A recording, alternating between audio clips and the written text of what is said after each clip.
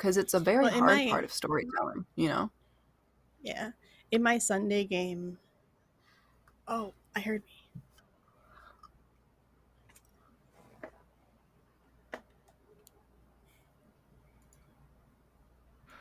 I heard you. I did too. This is good. No, this is good news. Very good news. I just heard myself. Whoa, I think our sound. Yeah. Matt, why are you the nicest, sweetest thing? I love you. Okay. I know, right? We are Just back. jazzed, y'all. Oof. Jazzed. Me Let's too, but start that's this because I'm over. a mushroom coffee. Oh. Hello, my name is Nikki, aka Beholder to No One, and we are playing Necrobiotic on Weave the Tale today. And we're going to get some housekeeping notes out of the way first, now that you can all hear us. First, we are sponsored by Grinding Coffee. Grinding Coffee is a Black LGBT plus owned coffee business that will keep you awake and happy with the best roast directly shipped to your door. Use our affiliate link by using the command !coffee for the link, and note that our discount code is penny for a tale.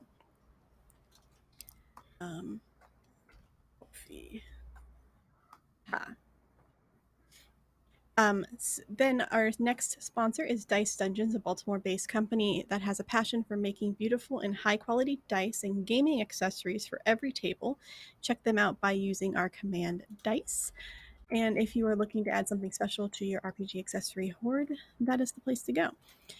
Finally, Fibermancers for Hire. This summer season, we have been gifted the adorable mini weavers, and we'll be having a giveaway for them at the end of the season.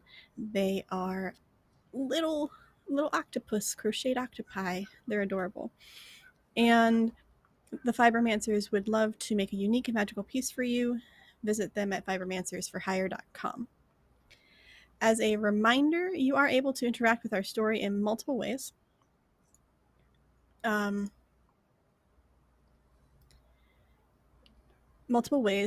First, you can tweet and sub.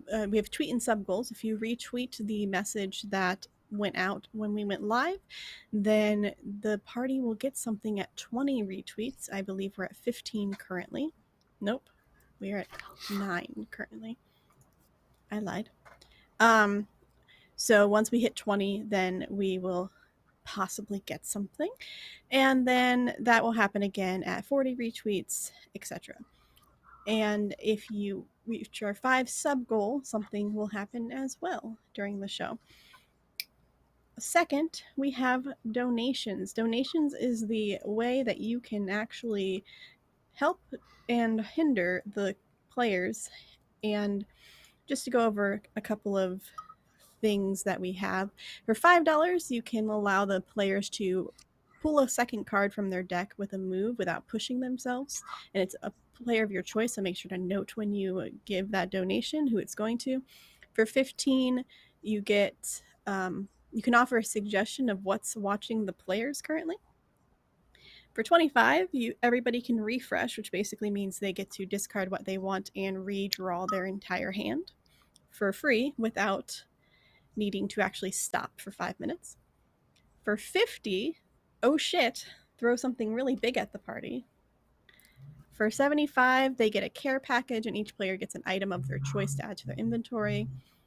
For 150, something is written, or we get a special one-shot. So that is currently what we have, and you can pull that up again with Donate Necro, explanation Donate Necro, to see all the specific details and the links. And finally, for the schedule after tonight, tomorrow we will be back at 3 p.m. Eastern with Neon Revolution, Thirsty Sword Lesbians, run by the lovely Spence. And then on Tuesday, we will be here with the second episode of The Lost Druid, a D&D 5th edition game using Alchemy RPG at 9 p.m. Eastern. Is Pathfinder next week? No, not next week. Next week, I think, yeah, we just got the usual. Okay. On Friday, we have our first official, because we had second issues yesterday, episode of Shadowrun Autumn of the Fireflies at 3:30 p.m. Eastern, and then rinse and repeat for the next 8 weeks. So with that being said, we can get started with the game. Let's introduce everybody. Let's start with Mitch. Who are you playing today, and where can people find you? Yeah, I am playing Dr. Eli, a scientist, specifically an architect of the Citadel of the Florence Empire.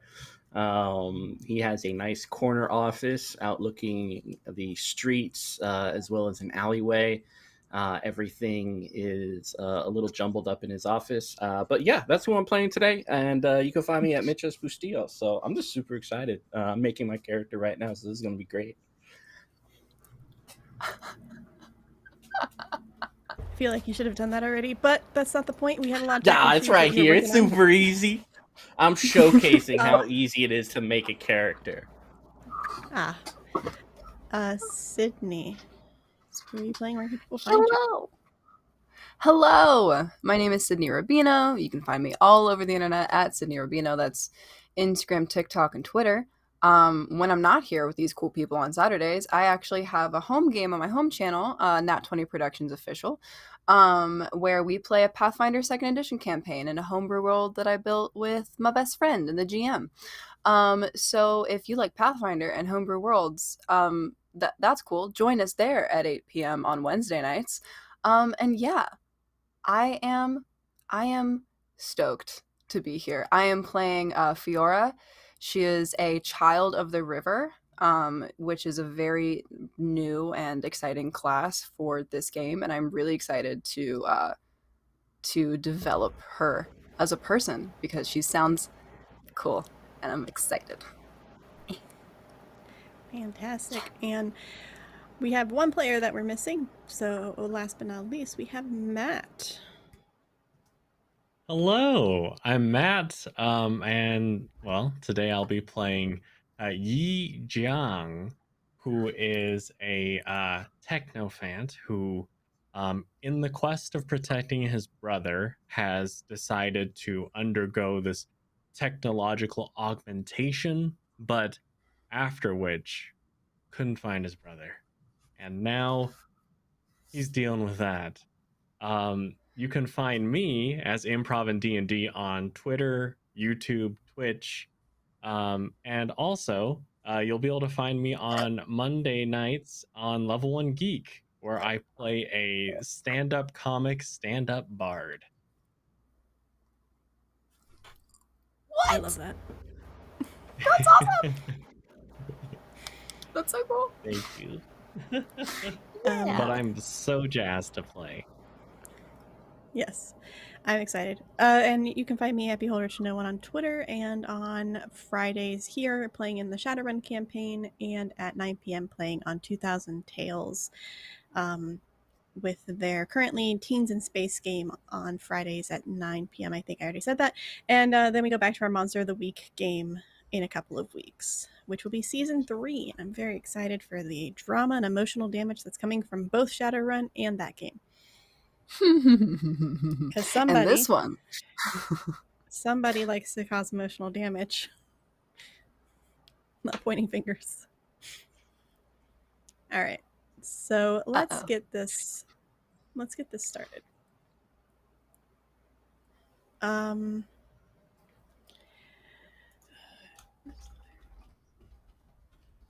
So rain falls from what most don't consider the heavens anymore. As the sun begins to set behind the dump that is a Technosophist dreamland, each of you receive a letter from the Citadel of Science. Eli, this is normal for you. You would receive these all the time because you are an architect and work for them. Fiora, I looked at the screen and it said Sydney and I got confused. Fiora, you are kind of confused to why you got this. This isn't normal for you to go to. But it was in an envelope, a red envelope actually, that was signed from a font you recognize, and it's one of the leaders of your church. And there's a small note that says, "I wish for you to be here to solve the concerns I have, a bad feeling of what is to come." You probably received letters before. Usually they're orders to go and do more jobs for them, do more protection, Yeah. but they wanted some backup muscle for this, so they asked you to all meet up at a a small library that should have been abandoned a while ago, but there is a stubborn old lady who refuses to let it die, which is probably for the best. So it is raining outside. You're all in your own places, and you have to make your way to this library in the middle of Florence, Italy. What do you do? What like time is it? Is this like a letter I'm getting like before I'm going home after work, or is it like there first thing in the morning? And also, I mean, it's a citadel, so I assume I have to do it during working hours. But like, do I have to do it today? What's the timetable of this meeting? So you each received it in the morning. It's Oh hard to tell God. exactly what time because it's so dark out and the clouds are covering the sun. Um, but it does specify that your meeting time is today at noon. Mm. So you're gonna see Fiora walking up to this building, an old, worn, sun bleached like cloak thing kind of covering her head and her hair as she crossed arms walks down the rainy street. She kind of looks up at the building with trepidation and checks her surroundings before eventually knocking on the door. Someone just calls that to come in from inside. She goes inside. Okay. The interior of this library is, it looks like it was a house once, and that everything that was part of the house was ripped out to add more bookshelf space. So there are a couple of chairs and tables sitting near the front, but along all the walls and then down the middle, there are shelves filled to the brim with books, which are a pretty rare commodity with some people. And Uh, this little old lady who is hunched over with gray curly hair streaked with light pink inside of it, she just looks up at you. She's like, "Oh, welcome. How can I help you? Did you need a book or?" uh, Fiora immediately loves this woman. Um, for their love of books is, I can see, as infinite. And Fiora walks up to the woman, takes down her cloak to reveal some dusty blonde hair with small braids embedded in it, and looks her in the eyes and says, "I'm actually here because I received a letter that asked me to be here. However, um, do you mind if I take a look at your collection?" Oh, by all means, I leave it here so people can read. I want everybody to have access to books. So, please. Can you tell me what your favorite book is of your collection? She just like smiles and like holds up her finger as she like hobbles off of this little stool and uses a cane that is carved out of a mix of wood and bone. And she hobbles over to one of the shelves and just pulls out a um, dusty tome, and she brings it back and places it on the counter, and it is titled "The Lover on the Wind." And she says, "This book is about two uh, two women who were in love and they were hiding it from everybody. But in the end, well, I don't want to spoil it. It's a good book, though. Well, I will take your recommendation, and while I wait for everyone else, I'll get to it. Thank you so much. Of course, let me know if you want any tea. Yes. She will nod and go get some tea. Yes. She is so lovely. Tea. Oh my gosh. I want her to be my new best friend. Yeah. Yay. Yi, what about you?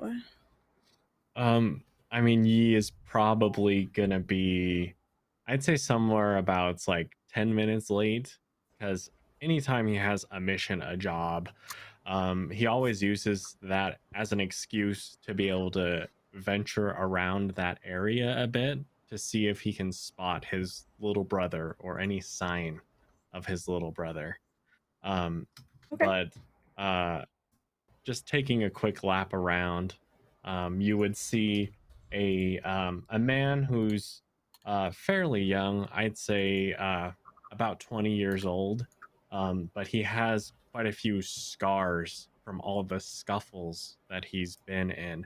He favors big hoodies because the bulkiness of them tend to hide the armor he has on that has augmented his physical abilities. Um, and also, of course, this clothing helps him to hide his garishness, the scars, the wounds, the bruises, and everything. Um, but as he walks about, you would notice that he has pink hair, and there's, of course, a big part of his cheek that has been it's had been ripped away, where you can see the the workings, the mechanical augmentations that have um in some ways it's like just enhancing his abilities. In other ways it was restorative efforts from like smashed jaws or broken bones and whatnot. But he would probably arrive at the location 10 minutes late, and fairly forcefully knocks on the door. I really should put a sign out there that says you could just walk in. Come in. And he'll push it with I guess it depends on how sturdy this hinge is, but he expects every door to be really heavy, and so he's putting everything into it. As But you he'll let's make you know what? Make a let's play our first card. So everybody should oh have 6 snap. cards in their hands Oh, to start. hold please. Now I do. For those that don't know how this is played, we play with a deck of cards, and everybody has their own deck with a number of each suite, ace up to 8 in each suite, and a jack, a queen, a king. Each of them have their own meanings, and we'll discover that slowly over time. So I'm going to have you roll. Let's do athletics to see Oh, just I'm how so good at athletic. forceful how careful you are Yeah, about your force. great. In that case, I do have a diamonds. I'll be playing a 4 of diamonds. Um, I mean, I'd say for him, it's like he definitely doesn't want to fail at opening a door, because that'd be embarrassing, and that just cause people to possibly want to fight him. But he's not going to pour everything into it. So Okay. You go to shove the door open, thinking it's going to be heavier than it is because that's what you're accustomed to. And as you do, you realize, oh shit, this is really light, and you're able to grab onto the door before it slams into the wall all the way back. oh, So great. it's like sudden, but not as loud as and destructive as it could have been. Thank goodness. You do see Fiora sitting on one of the tables. I'm assuming you're on the Yes. couch. One of the On tables. one of the tables. You see Fiora sitting at one of the tables, and this little old lady behind the counter. Oh, hello. Are you here for the meeting as well? Hello. Yes. I'm the muscle. I can see that you are very muscular. Yes. My old husband was that muscular once. Oh.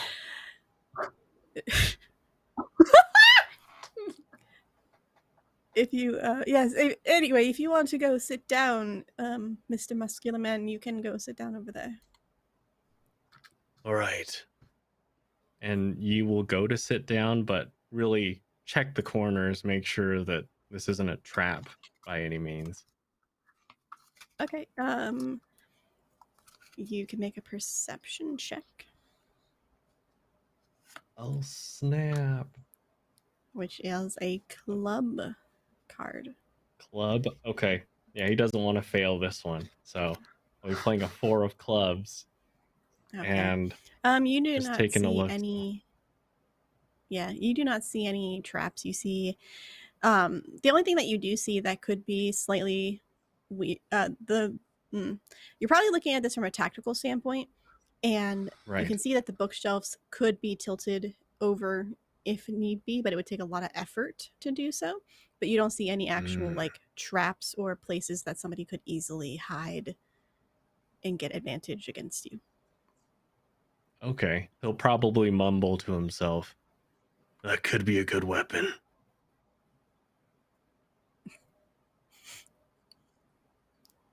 The little lady hobbles over and places a cup of tea in front of you.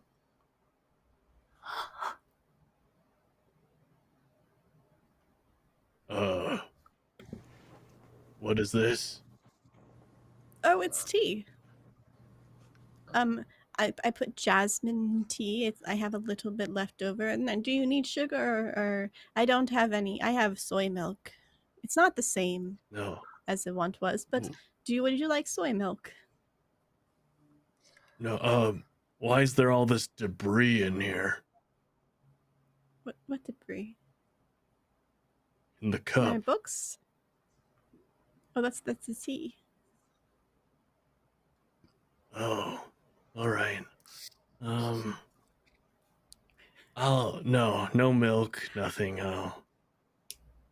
And he'll just kind of sniff at it and then take a little sip. Oh, great. Thank you. I'll make a tea lover out of everybody yet. Mitch, what is Eli doing? Eli hops off of a carriage ride. This mechanical horse whose skin has been tanned and the back part of it has been scooped out in order to have like 2 little seats in the back of this horse. And so he kind of like taps the horse's hind quarters or what's left of it as it stops in front of this this building as he looks over it, sighs at the apparent disuse of this place, and then we'll step off of the little tan seats, so his feet just kind of splash in a little puddle that he kind of shakes off of his shoes and starts walking towards the building. He has the customary leather apron of the Society of Builders in front. It has lots of markings from a scalpel as well as bits of flesh and blood that he kind of scrapes off real quickly just to make himself look decent as he kind of ran from the tanning laboratories over. His timing not altogether perfect. You were He sure you has had like time this... to finish that one project. Exactly. Like, he was in the middle of like scooping out the genitalia and the eyes, and then pulling back the flesh of this human, and starting the process of dipping it into the tanning vats before he's like looks down at his at like a watch and is like, oh my, okay. And then like real quickly is like, hey, can you watch this for me? I'll be back in like an hour, I think. Wiping the remainder of like the blood off on a towel before heading off via a construct carriage to get over. Um, he has like lines on his face where normally you have these lines that suggest your smile a lot. His just seem to just never go up. His lips just never go up. They usually kind of in a frown, um, as he kind of steps into this place with this wet, wavy hair, curly, and uh, just kind of very dull eyes. Um, as he kind of looks around and Oh, hello. You must be the other member of the group. I welcome to my library. who are you and why have I been called here? I'm very busy. I did not call you here. I just provide places for people to stay. I'm Anita Twinkle, And the this librarian of is this your place. library. Yes. I think the person who requested you all be here will be here shortly. You could have asked for us to go to a coffee place. Any tavern would have been better than this archaic mausoleum just, of what once was. She stands up a little straighter and she grasps her little cane and she's like, "Listen here, young man. Books are the best thing that have ever been created in the planet of this world because they hold secrets that no man can remember on the top of their head. And you might think that you remember everything because it's on a recorder, but those can be destroyed just for existing. It doesn't Books, though. matter. These things are annoyances and distractions from what we should be doing, which is keeping humanity alive. And Keeping humanity humanity does alive is not keeping the have. art. Keeping humanity We've moved alive on is from keeping that. the art. No, we have not. It has come back. It is never going to go away.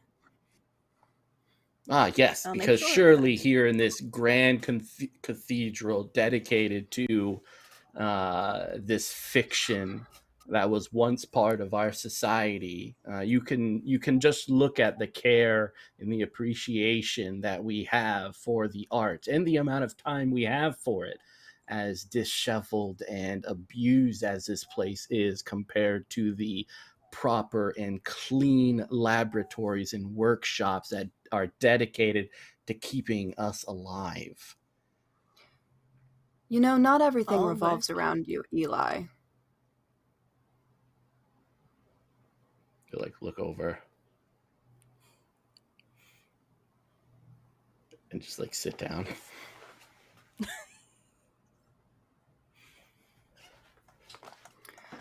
Oh, I see you already know each other. Fantastic.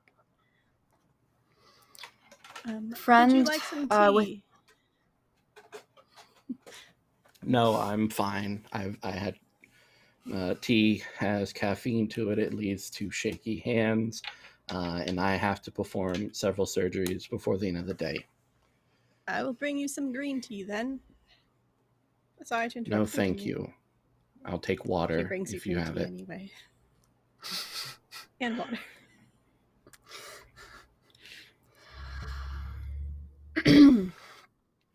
friend with the pink hair. What is your name? It's Yi. It's very nice to meet you, Yi. Would you like to sit down at this table with us? I feel as if we are probably here for the same reason. Sure. I'm here to protect. Well, I am certainly grateful to have you as a protector. She looks back at Eli and looks back at Yi. Now, I'm assuming at this point that none of us really know the person who called us here. I know that they have to be a society member, or else they would not have the ability to take me from my office. I received the orders, so it must be someone important.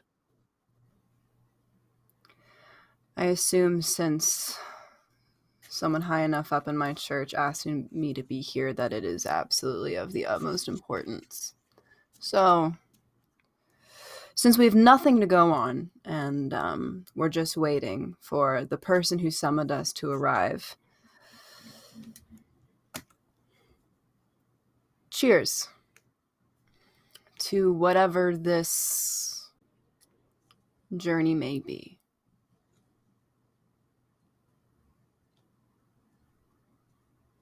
Ye will cheers to that.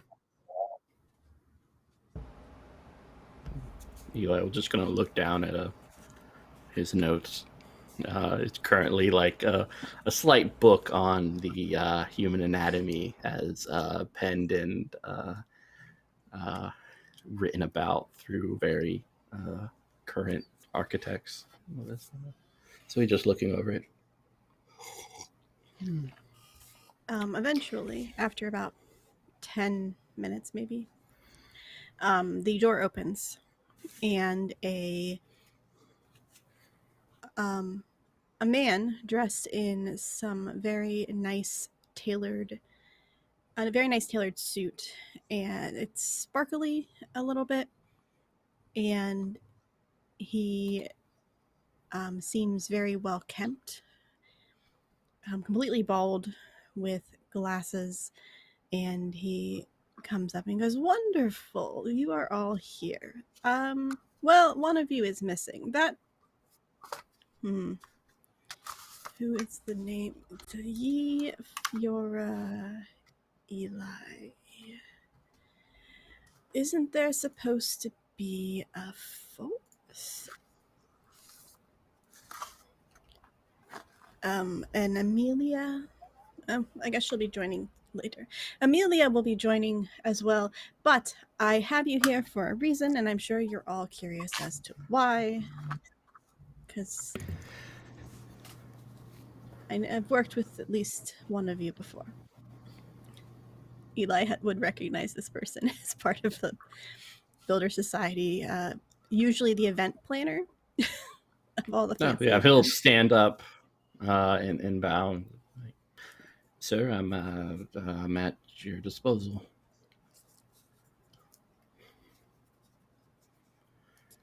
Wonderful. He like pulls a seat out and turns it so he sits. He'll sit with the back in front of him and lean onto the chair. And he's like, "Now, what I'm about to tell you is classified information. So again, please keep it amongst yourselves. I do know that the head of your church is aware because I requested someone to be there. We have a small Sir, I'm sorry to interrupt. For the case of secrecy is, and he has still not looked over at Fiora this whole time, just kind of avoiding her gaze at all costs. Is a member of the Children of River necessary for this? It is. Would not a church member of the scientists, the technoist, be more appropriate for something as sensitive as this? Eli, you've been part of the society for only a couple of years now. I've been part of it for over 30. I think I know what I'm doing. Child of the River is necessary, and the Technosophist will be joining you as well. And you all will work together. Sorry, sir. Yes, sir. Hopefully.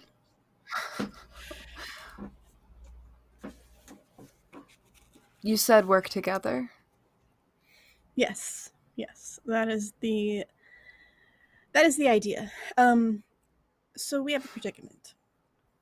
And this is something that I need you all again to keep quiet. There have been a couple of incidents recently that need to be looked in on, and we're trying to figure out if it's a problem that is widespread or a problem that is only affecting one area. A local coffee shop had its constructs turn against the customers.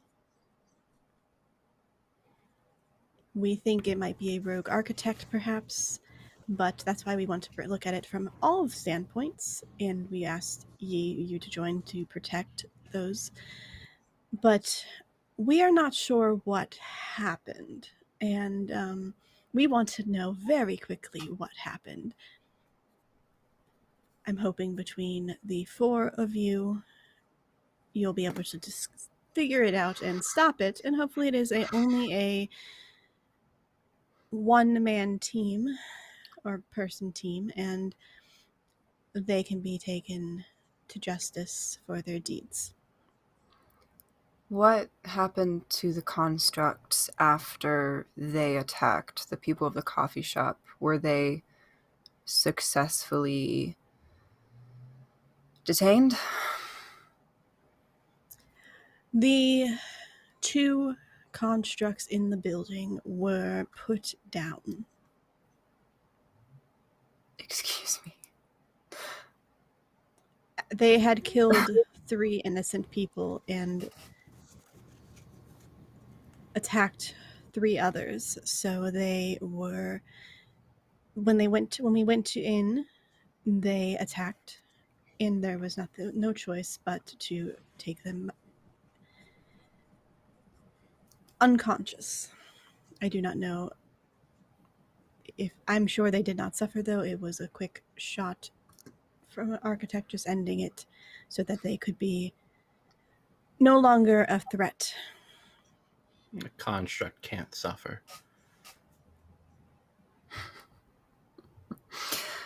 I am incredibly grateful that you contacted the church for this. I think that my expertise is going to be incredibly necessary. Hopefully, an issue like this will not occur again. But if it does, I would urge those that are handling the conflict to perhaps exercise more restraint when dealing with those constructs, considering that they might have useful information, perhaps, or be better kept alive with all of their functions working to tell their side of the story. As long as the neurogalvanic system is still attached or complete, any architect can discover the programming that altered its functions. The rest of the parts can be redistributed or maybe even given to the countryside farmers for some bio machines.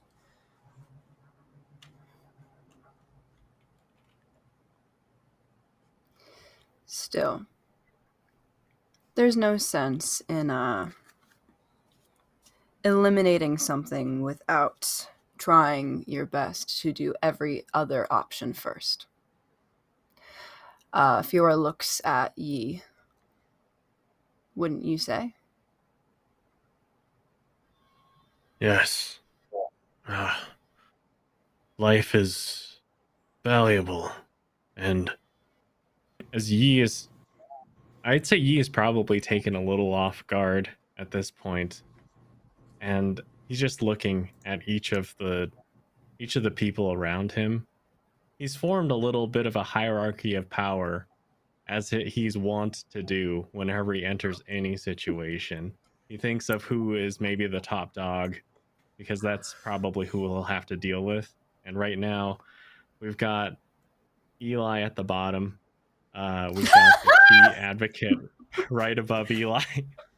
The contact person is above the tea advocate because, I mean, they have the power to hold court here. And Fiora is at the top because he's seen that, I mean, Eli is subservient to the contact and won't dare lay hands on Fiora. So that's At what least he's I'm done above the in the moment. T. That's all I care about. I have risen above the T. Yay for me. But not the tea lady. Just the Yeah, tea but not the itself. tea lady. Yeah, the water's still above me because that's useful in any case. But this tea, I'm better than this tea.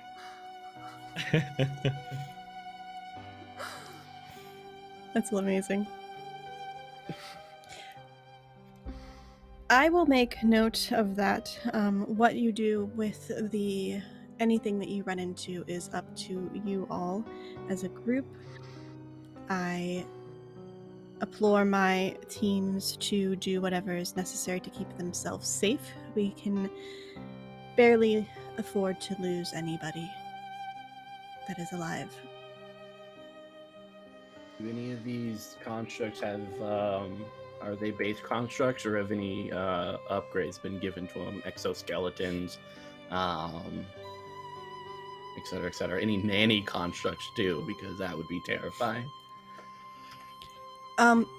The constructs at the coffee shop were your standard constructs, human bodies with coffee pots built into them, machinery, cashier.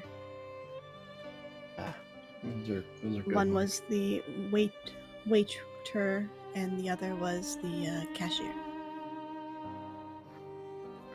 The one that was a waiter poured boiling coffee on one of the people, and then slammed the empty pot against the others.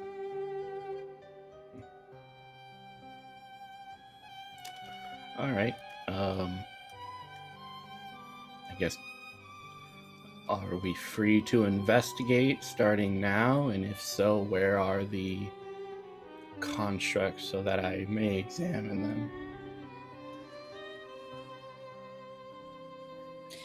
Yes, you are free to go. Meet back here in 5 days with any news that you have.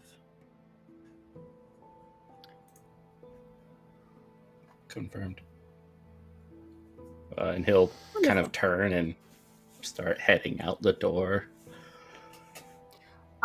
Eli. I do believe that since we are working as a team, it would be imperative that we go with you.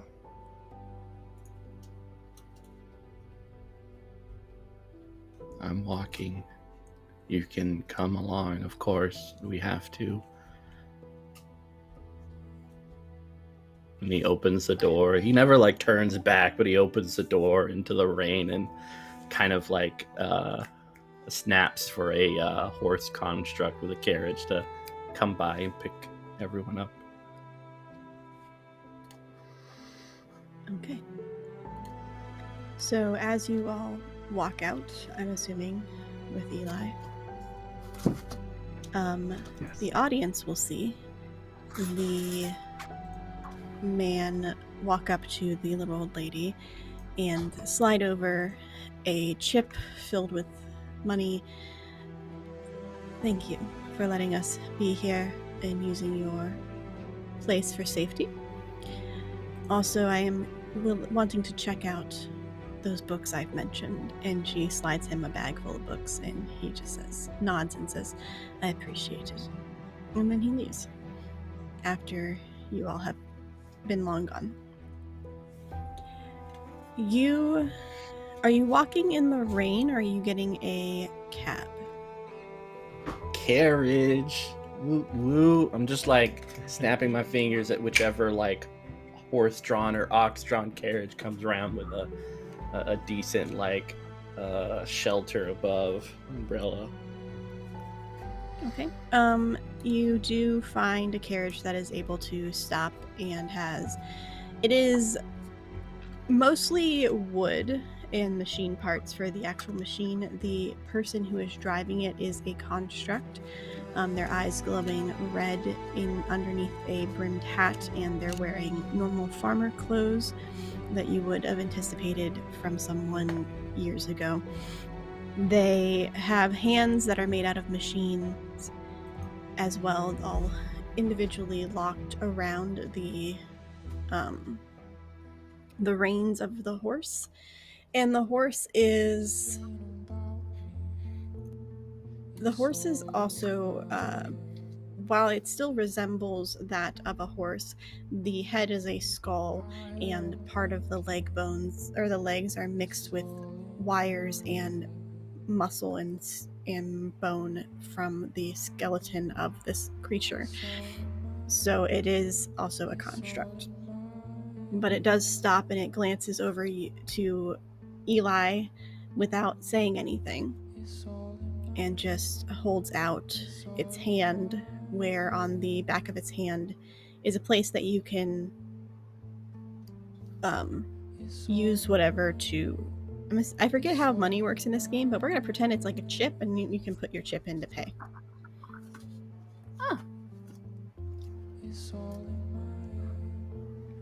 Can't hear you. You used Florence. Yeah. So, do you pay? Yeah, I'll pay. I mean, I got money. I'm an architect. Okay.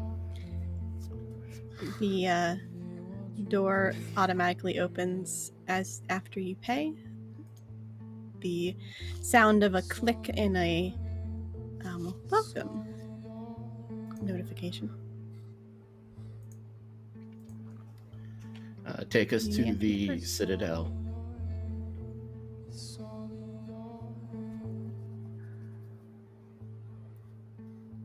It nods, and does everybody get in the cart to go to the Citadel? Yep. I did. As far as the carriage is concerned, is there like a spot next to the driver that Oh God. you could still watch? It would be a tight fit, but yes. Okay. You would Don't sit do next to that. that Like, he'll dead probably guy. he'll put his hood on, and just so he can like keep from the rain, but he'll keep an eye out just so he's not like, just so he can see if there's danger coming. You left us two together in the back? That's exactly what I thought. I was like, oh no! Emotional damage. He is like nose deep in his notes and books, where he has like this he's kind of drawn out pictures of human bodies in different like ways of cutting time to split open the skin and remove the nerves and peel it back to start connecting the nerves to neuroconnectors and stuff. So he's just like, yeah.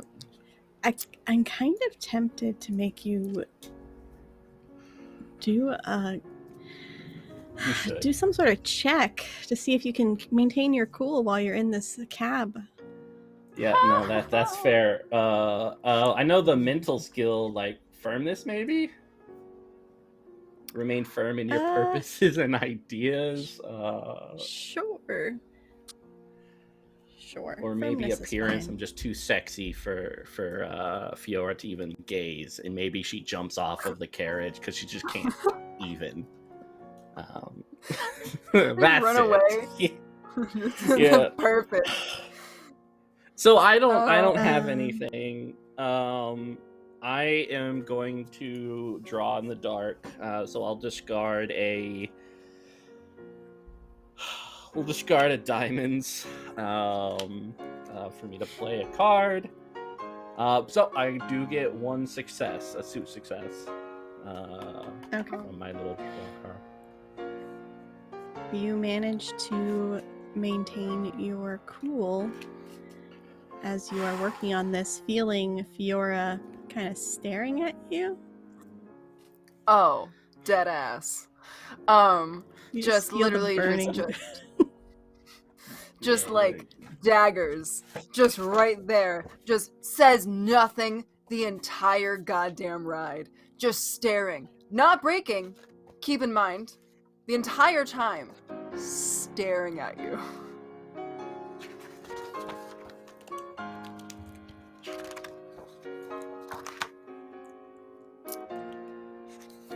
Starts humming. Debating on if I want you to roll something, but no, it's fine. We're good. Okay. What? Make him roll firmness. Well, you have the flaw. My flaws. It's true. You asked for it, basically. I did. I need to like print Sydney's face onto a king card and just put it in my deck. So it's like, oh, there you go. There's my flaw. Right. It's Sydney. Fiora, roll an empathy, or pull a card for empathy, which is hearts. Amazing. So you need either one sweet success, so anything with a heart on it, or if you're go ahead. Sorry. Or if no, you go ahead. What were you saying? Or if you have enough, if you can pull 2 cards, if you're trained in it, then you can get up to 8 points too and succeed.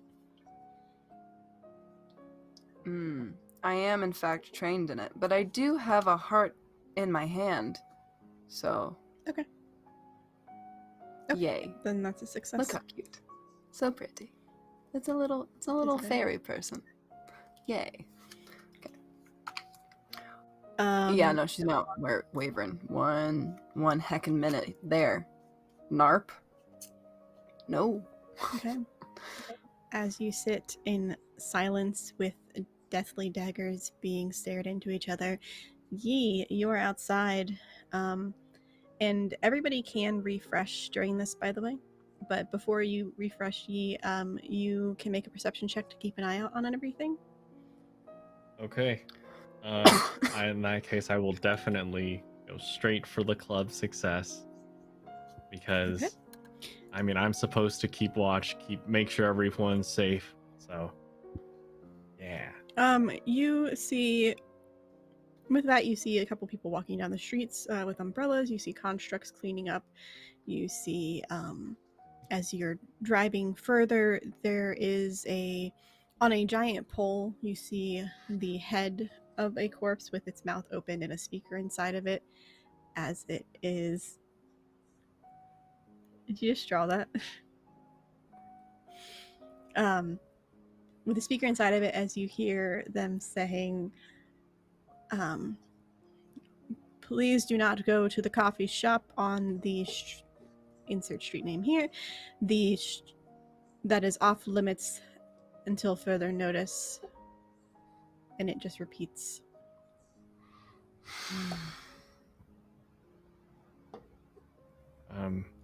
Yi will just kind of take a note of that as being prudent, but otherwise is just sitting there, watching, trying not to draw too much attention to himself. Okay. And to note for those who've never played before, a refresh is you can discard 1 card from your hand and then pull up to your hand, so 6 cards for most people, to have your stuff back. You can do this whenever you are taking a short break, like sitting down and not doing anything except for staring daggers at each other, or one of you staring daggers at the other. Look, I'm staring very intently on this skin, okay? Like, oh my god.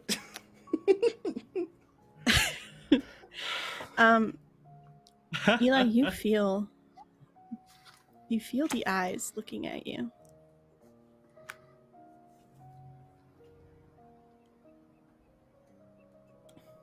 I think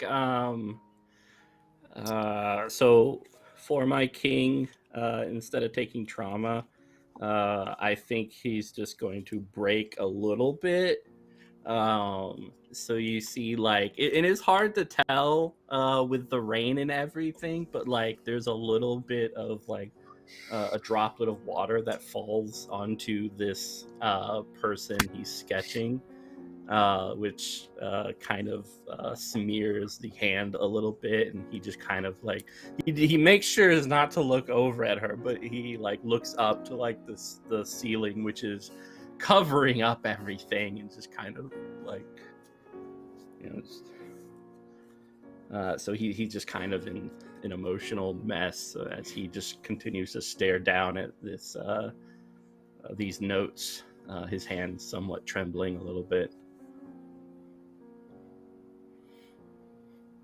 Does that satisfy you, Machinist? Yes. Okay. Cry. Cry. Cry your bitch tears.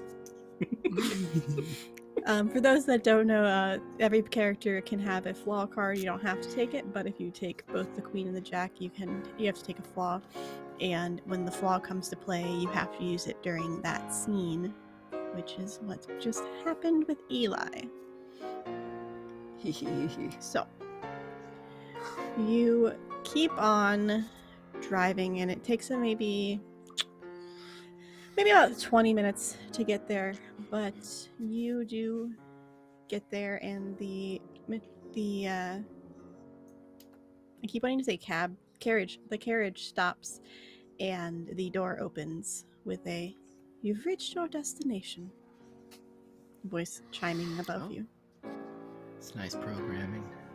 And he'll close his books hastily and hurry up and get into the rain, so you know the teardrops on his cheeks can't be just kind of meld in with the mist in the rain. As he just starts walking. Huh? It's like I was crying. Yeah, it's okay. As he walks up the steps of the Citadel to go find these these constructs which were taken in. Okay. Fiora gets out of the carriage and waits for Yi to dismount before following Eli. All right, so you're going to Thank you, Commander. Yes. Fiora hears that and goes,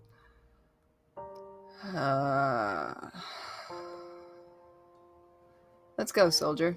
Walks forward. Damn. So Eli, you're taking them to the place where the constructs that have been disabled are going to be located. The remains. Yeah, he'll go like to the appropriate person and ask if he could see the constructs associated with incident at that coffee shop. Okay. You get to there's a woman who works at the front who is construct from like the waist down, but she is still human everywhere else, and she just smiles at you as you come in. She's like, "Oh, welcome, Eli. I see you have come in. Oh, this must be the two that this must be some of the party members that you're meant to work with. You must be here to see the remains." She hands a key, like a badge, to Yi and to Fiora, and then she hands Eli a secondary badge and says, "This is for the 4th party member that shall be joining you." All right. And he'll kind of like put it in one of his leather pocket sleeves, kind of removing a tooth he accidentally left in there too. Like, oh god, that's weird.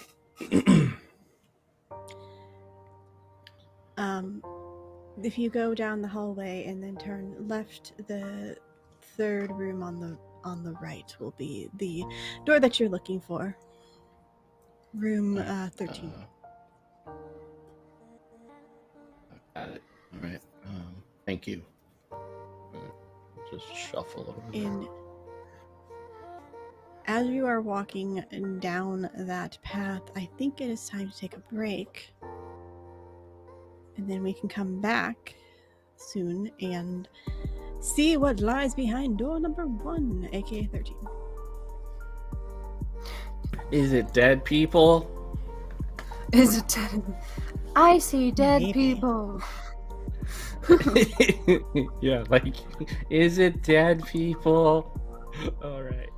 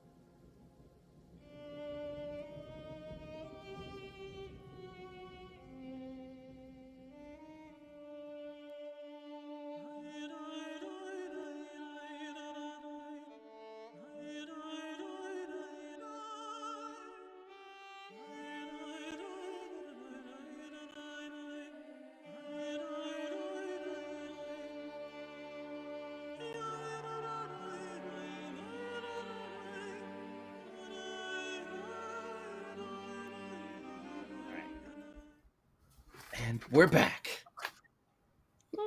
Yellow.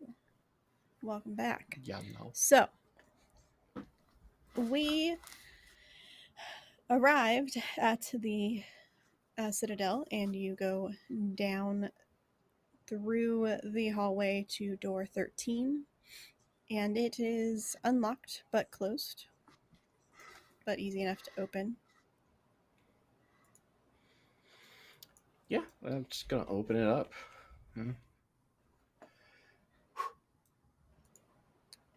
Inside, you see two tables, or three tables. No, I'm sorry, correction. Two tables was the right answer.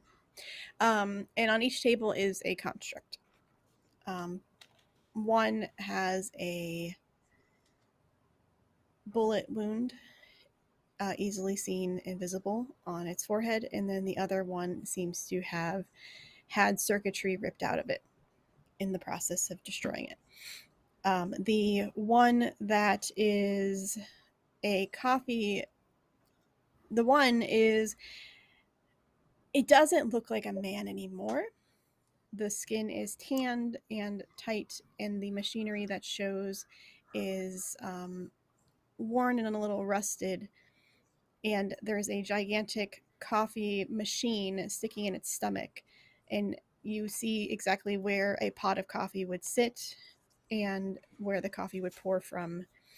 You've seen these before if you've ever been to one of the coffee shops. They're fairly normal.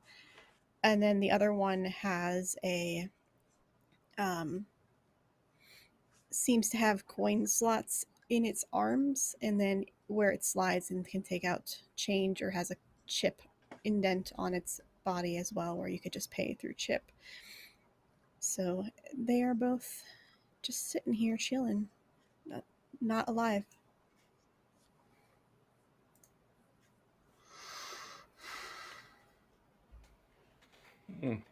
I mean, he'll go up to the coffee construct and start doing like a basic evaluation, making sure all of its joints and stuff are appropriately connected. Then he's going to go to the back for the galvanetic system and open up its programming to see what were the last commands it was given. Okay, I believe that is a card roll with your gear. Yeah, that's you. I keep saying roll because of dice. So my bad. You can roll a card. It's harder, but it still works. Just gotta. So I'm gonna I am say, trained in this. if you can give me 2 successes, you'll learn more. I'm gonna give you.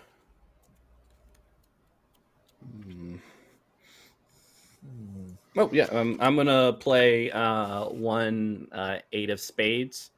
That's 2 for 2 successes. successes. Yep. So you can succeed with a sweet card, or if you have a total of 8.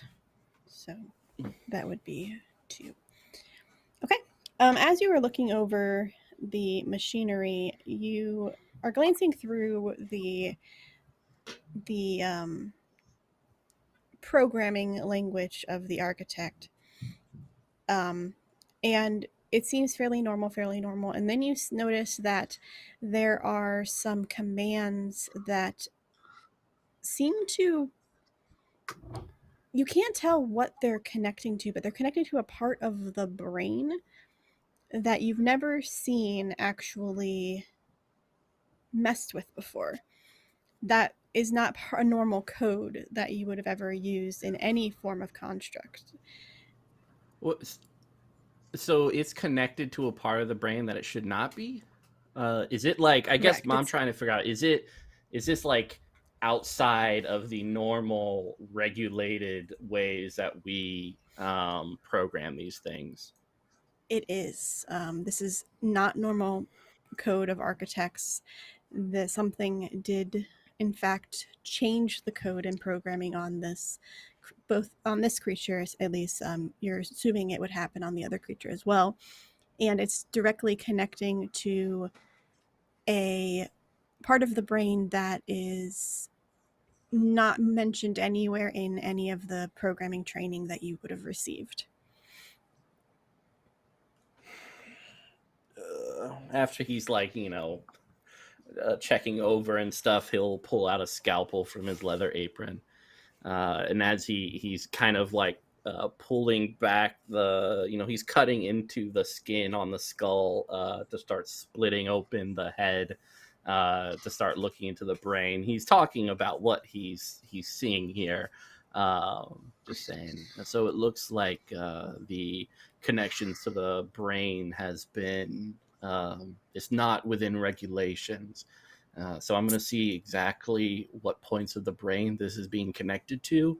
It might give a clue as to what happened, and maybe we can figure out what architect messed up in this case. As he splits open, he's like, "Hey, E, can you help me out? I don't have my tools with me." Oh. Yes, of course. Yeah, if you could just put your hands just kind of on either side. I'm going to make a small incision into the skull. If you can just kind of pull the skull apart, that'd be great. Normally I have like a tool that kind of pushes, but I don't have the strength to do it myself. Very well. Do I need to make a roll for that? Roll to hold head open. Roll to didn't have split to. head open. Let's Oh, say God.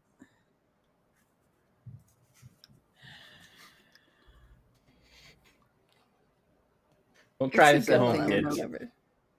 Yeah, if there's, so glad there's no crit successes in this game, so he just rips it open and like blood goes everywhere.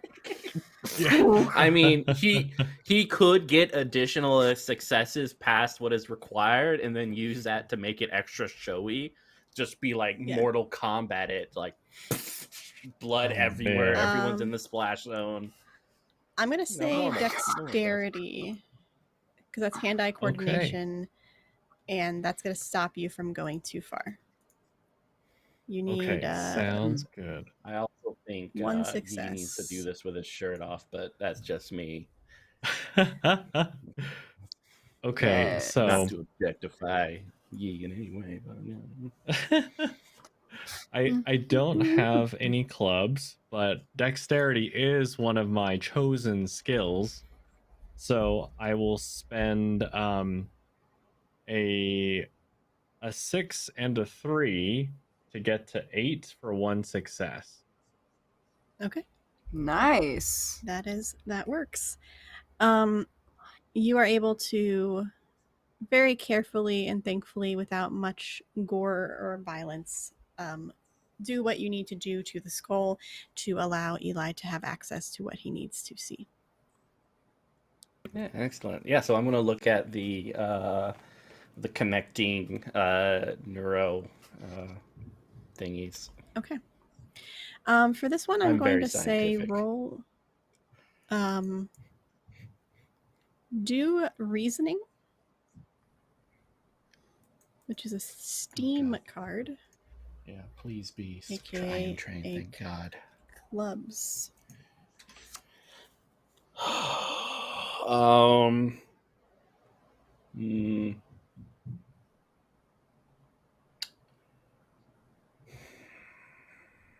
All right, so I am trained with it, so I'm going to play 2 cards, a 5 of clubs and a 4 of spades for 2 successes. Just to kind of that extra success, like to see if I can get any other information, or at least I can articulate it in a way that, I don't know, maybe impresses someone in the room. I don't know. Like, I don't think it I will. don't know if she's into that, but like, we just split a skull, so I don't know what she's into. Like, That's maybe. even more reason not to. Oh, hey, thanks, Papaya. We just got 5 subs, so now I need to determine what that 5 sub goal was. That's so Holy cool. hell. Well, papaya always shows up and just makes everything better. I would like a papaya in my life at all times. If you You mean guys juicy and don't sweet? know, yes, exactly. I'm gonna start like sleeping with a papaya. Just like, oh, papaya, you are everything to me. All right, so enough about creepy stuff. What's up in this skull? Hold on one second.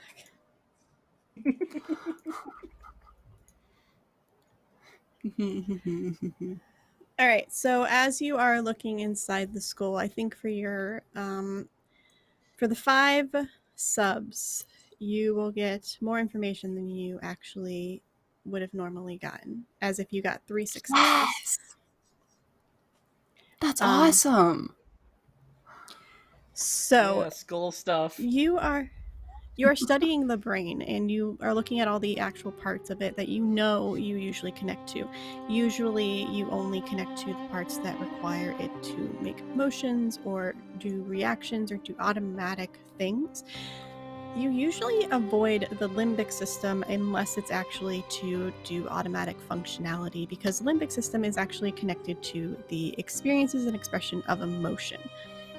This code is actually affecting the limbic system, specifically unlocking its abilities within. Ha! I knew it. Ha! I'ma get ya. Anyway, sorry, continue. So you're realizing you're muted. It is, to be scientific about this, it is diving in to past, let's say,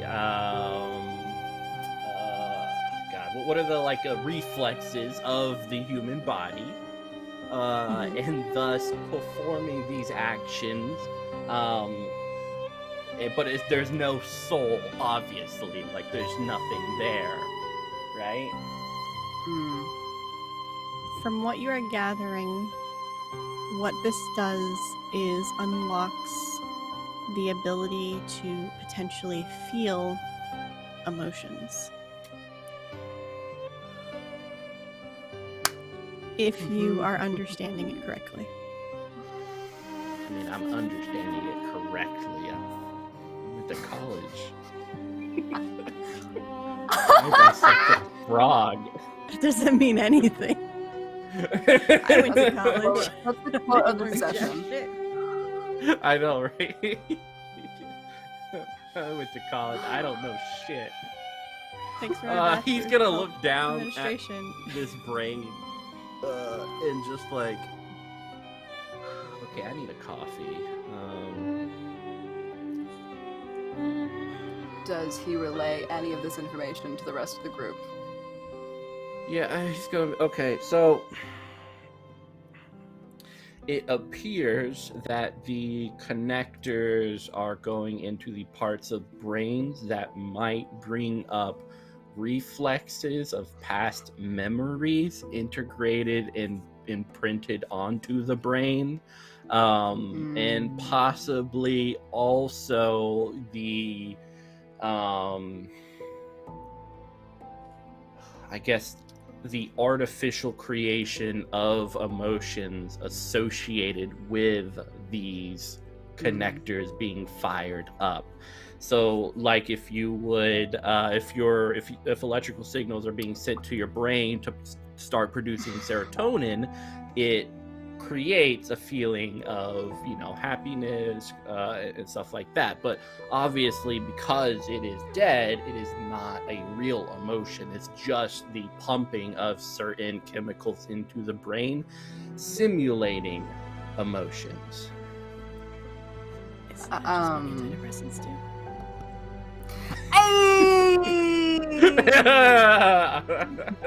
If you're suffering from depression, which is real and not artificial, go get help. Yeah. Therapy. Yeah. Fiora just stares you down, Eli, and goes, Yeah, he has And not how looked at research- you this mm, like, amazing. Incredible. I love that. I'm I'm living my best life at this moment. Fiora stares you down and asks you, and how are we so sure that those are not real emotions? Because clearly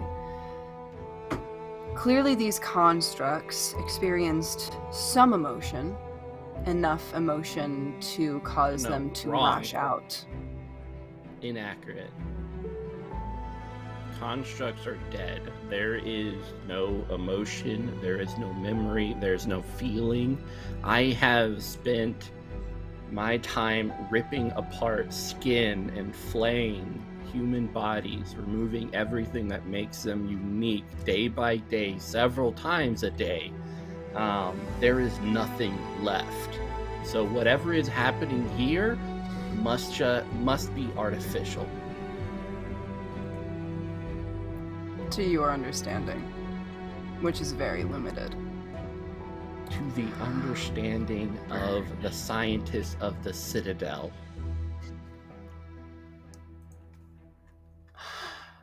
And this is exactly why they called me here.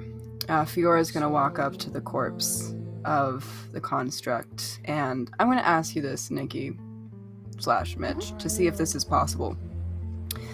Because I'd like to try to use countersong, but I don't know the limitations of this and if I'm allowed to do this. So I'll run this by you. I would like to try to bring some sort of consciousness back to this construct, to ask it a few questions.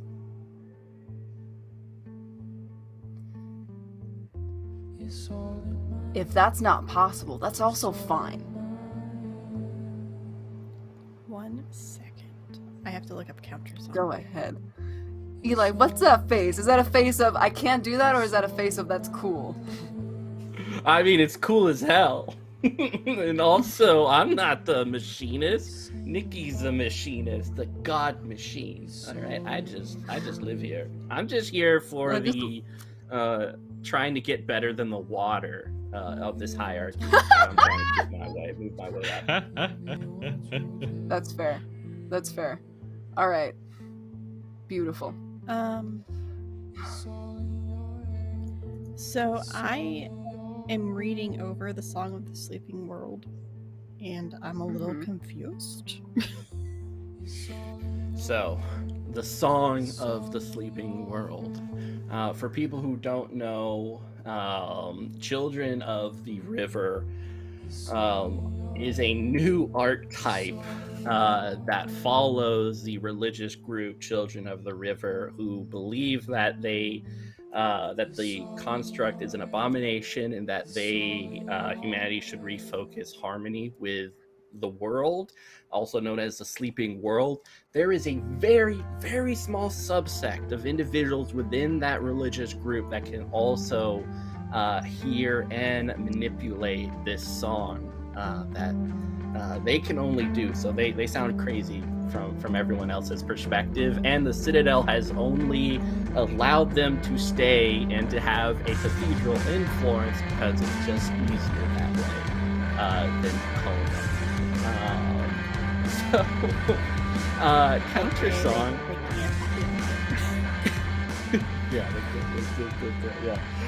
Counter song lets an individual, when seeing this kind of this song, try to alter its melody a little bit for their own benefit, and it goes by like this axes of like internal, external, probable, improbable. So for something like this, we're talking about it is improbable to bring someone back from the dead, most likely. And I don't know if it's an external or internal, probably an external effect, because usually internal is like, you can make someone feel good or make someone relive a bad memory. That would be internal, while external would be like, I summoned lightning to slap you in the face. So yeah, maybe this was probably external. And the more improbable and the more external a thing is, the more the world will try to, or the sleeping world will try to move things back. So you have to deal with ice, which is the world's way of freezing you and preventing you from going ridiculous. So I think this would be implausible and external, which means it is. That's 3 ice. So it'll be dangerous. Yeah, there was one assuming... person who was said to have brought someone back from the dead during a Children of the River sermon. But it is highly speculated on whether this is true or not. But... And I'm assuming with the ice you need to have... Is that the number of successes you need, or is this just... Yeah, because you cannot have ice. So in order to just like overcome the melody's static nature, you have to overcome the ice. So like if you were just trying to like, I don't know, make yourself feel good, it would be like internal, and it's a probable thing because you know you could do stuff to make yourself feel good. It would be like nice. And so you just like, okay, that's cool. And then you do the thing and you're filled with like happy memories and stuff.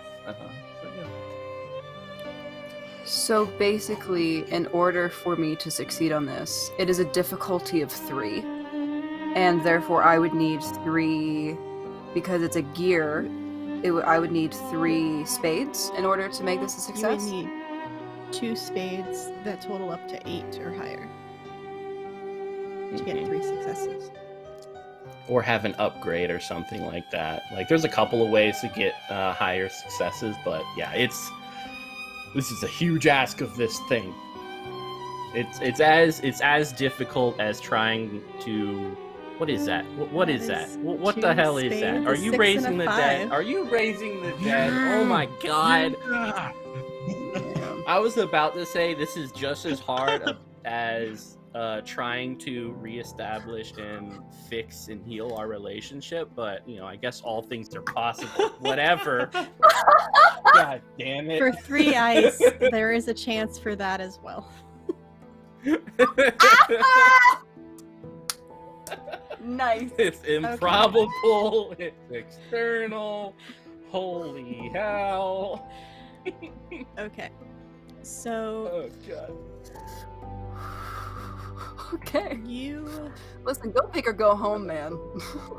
I'm about to freak the fuck out. How do you... Let me get... start your song? So, Fiora looks at both of the members that she's with, and she looks at the cameras, because there's cameras in this room, right? Mm-hmm. I'm assuming. Yep. She asks Eli, can you cover those for me? Yes, Commander.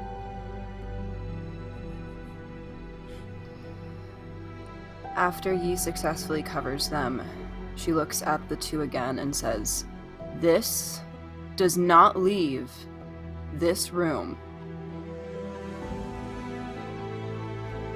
And she starts to hum, and she goes,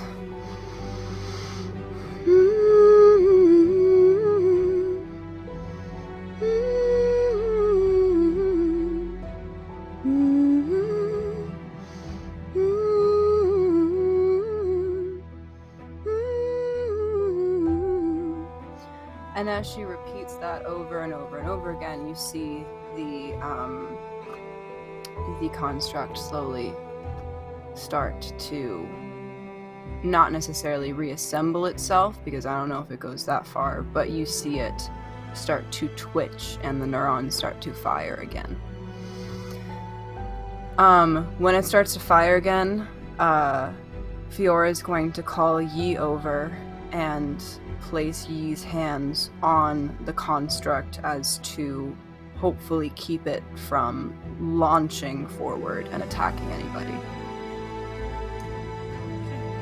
As you hear this humming, the room feels stifled for a second as all the energy inside of this room is coalescing into these hums. And as the words go out, they begin to cover the one corpse with a greenish hue, and you hear the repetition of that hum coming out of the mouth of the creature, though you would know that it doesn't have a way to actually create sound inside of its throat. And the eyes of this corpse open and looks directly at Fiora. Hello. My name is Fiora. I'm going to ask you a few questions before you go to sleep again. Blink once for yes. Blink twice for no. Do you understand me? It blinks once. Eli's just gonna walk out, like, just close the door. I can't. The fuck? He's just outside, like, just kind of doing deep breathing. Yeah, hyperventilating, like, in the, like, stand-up fetal position. Like, I'm not all the way down on the ground, but I'm pretty close to it. Like, just not. That's not supposed to happen. That's not supposed to happen. How's that limited view on reality going, bro? How's it going? It's not great. God damn it. I want to go back to the hierarchy. That was easier. I wonder where this corpse stands on the hierarchy now.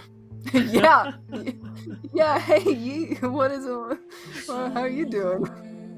Well, we'll see based on how it answers these questions. That's entirely fair.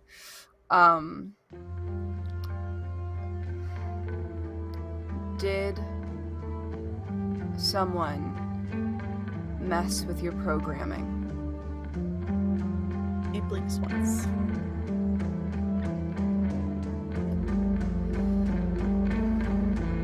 Did the people you attack provoke you?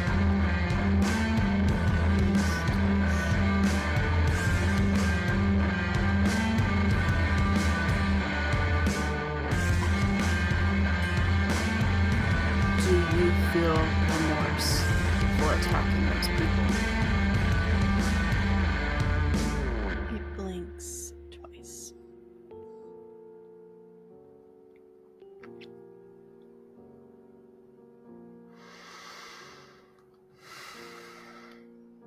Do you know the name of the person who changed your programming? It blinks. It blinks twice.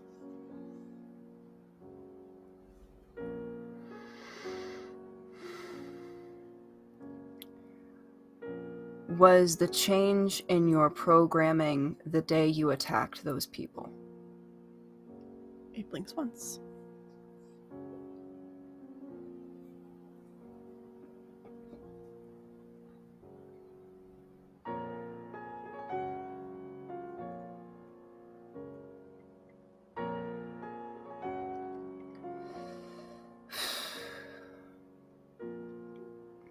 Do you wish to go to sleep again? It blinks twice.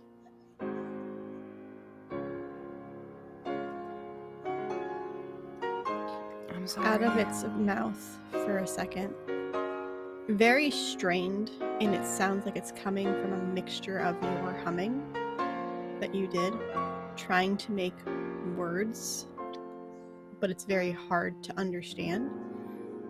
It just says something that sounds like angry.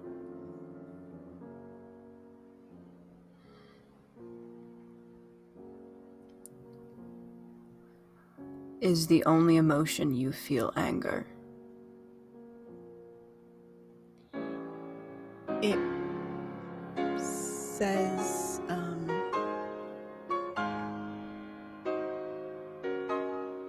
fear.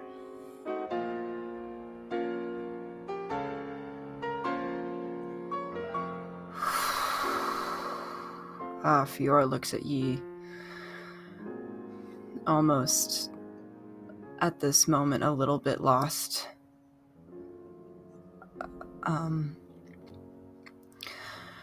She dresses the construct one last time.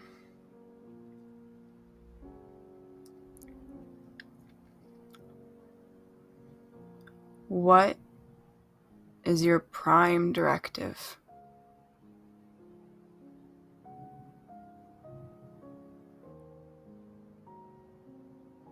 It thinks for a second as if, and the words are jumbled, not making sense at all, the song humming repetitively, and it says,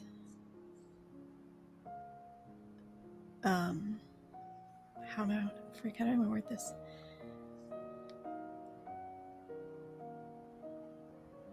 It says freedom.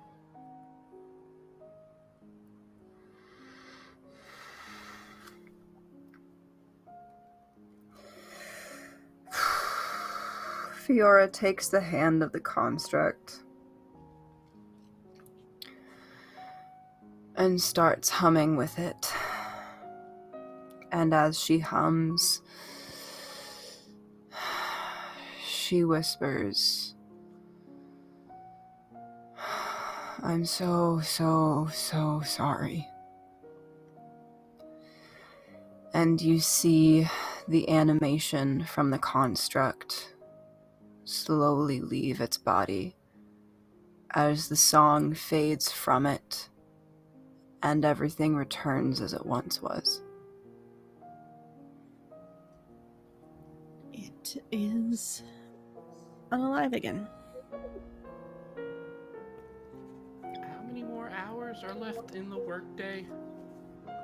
It's probably like 2:30 now.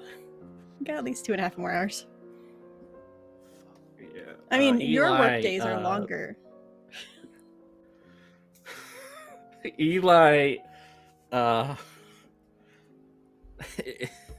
damn it. He's gonna go to the whoever's in charge, like the medical wing of the Citadel, and request anti-anxiety and yeah, pretty much anti-anxiety pills. Like anything to dull the growing sense of dread that is filling his heart that he currently and never will be able to deal with on his own. Oh my god.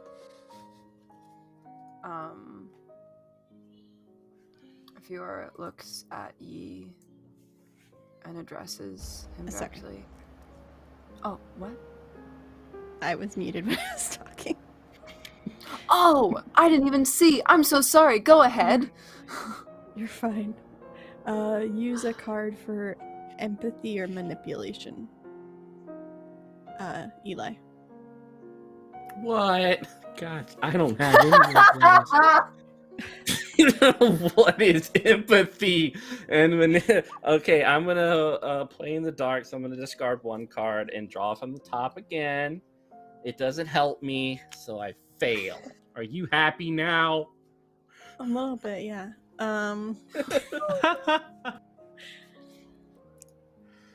Okay, I will look up consequences for that failure as Fiora and you talk. Yeah, go ahead. So Fiora addresses Yi and asks him, "How are you feeling?"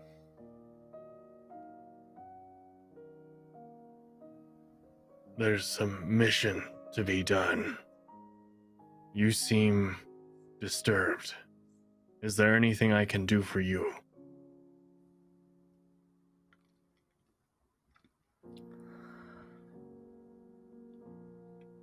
You can make sure Eli doesn't go too far. Do you want me to collect Private Eli? Please. Very well, Commander. And, shout if you need me. Keep the door open.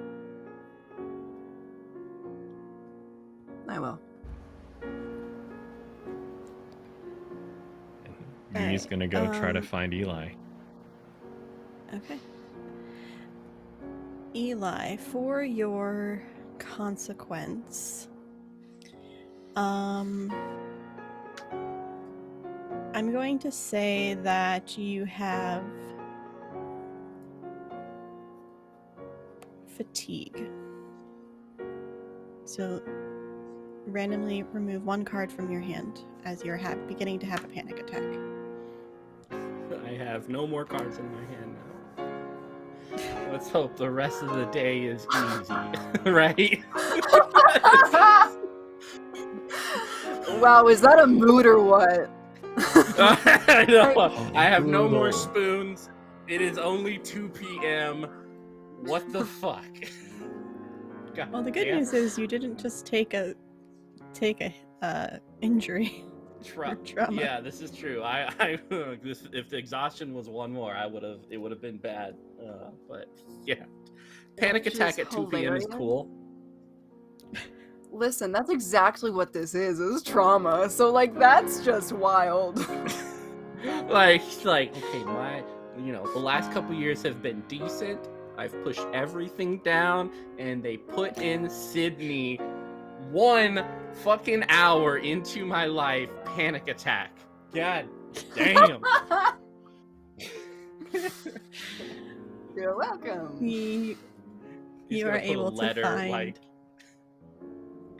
You're able Go to ahead, find Eli in front of the doctor's station area, like in front of the door, just hyperventilating on the floor.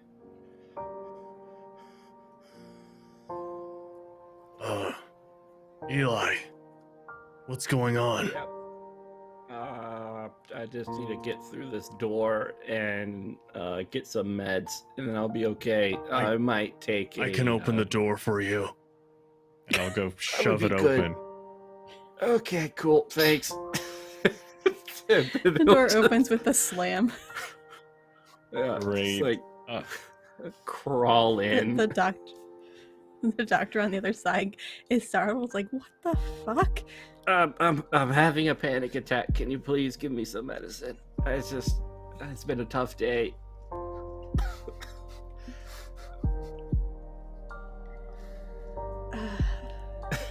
Please. He like looks at you and looks at Yi and is just like, "I just told you no, but fine, one time, but you owe me a favor." Thank you. Okay, anything. I just need to feel calm and collected for the remainder of my duties. He hands you a patch. And he'll just like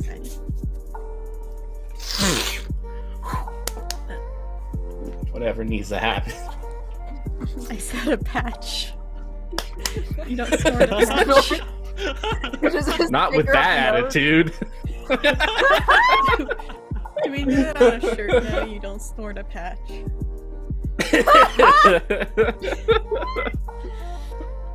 And he's gonna like just go to his office and pat like Eli on the shoulder. Just not Eli. He's gonna pat Yi on the shoulder because he's not gonna pat his own shoulder. There's no comfort there. Good job, buddy. You got this. Yeah, we did it. We started it when they said we couldn't. Yi,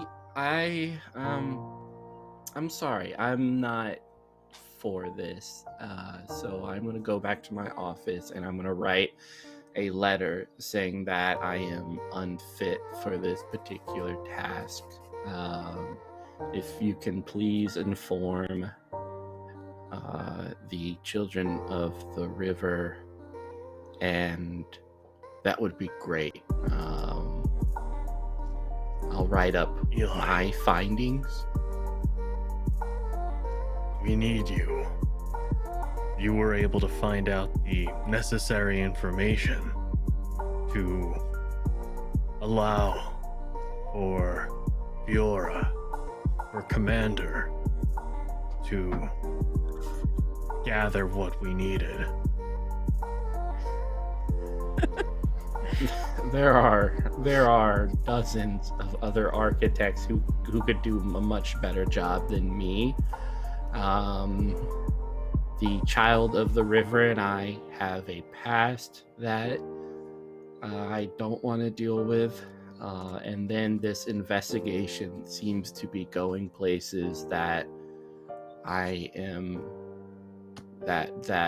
don't think I should be getting into. I feel the world closing in, the doors shutting, and darkness overcoming me with every step forward. And it's only been an hour and a half, possibly 2 hours since I started. So, if it's okay with you, I'm going to start writing up this letter in my office, maybe get a glass of water, and push my other duties till tomorrow. And I'll sleep, and tomorrow morning I will deliver said letter to my higher-ups and recommend some more expert architects who can help in this endeavor. All right, thank you, Eli. You're Yi, I'm Eli. Just like pats you as he shuffles around you. Eli, you said that you have a past with the Commander. Child of the River, yes. It seems to have quite an impact on the way you function, the way you live.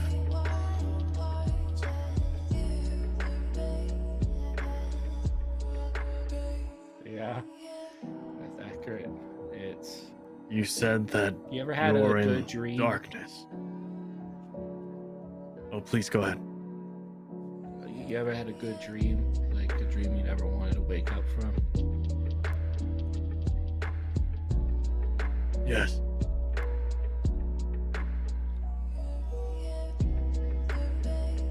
I would rather forget that dream, because to try to remember it day by day, just I can't. And maybe a stronger person could, but good dreams are meant for a day or two, but it's not something you should focus on for more than a couple. So, But sometimes, if you're willing to go to sleep again, you might find that dream once more. I dream about dead things now. Do you like that? I'm not fond of it. I would say I'm neutral. That old dream. Did you like that one? I don't remember it, but there was a sense of happiness that I haven't had in a very, very long time. Well, I think that going after a dream that might provide you happiness is better than remaining in neutral for the rest of your life.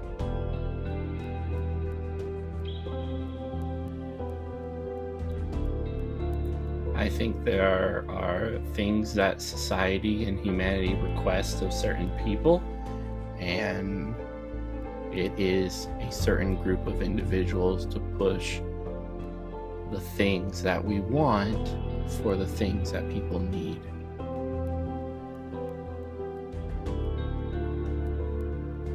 So others can chase their dreams.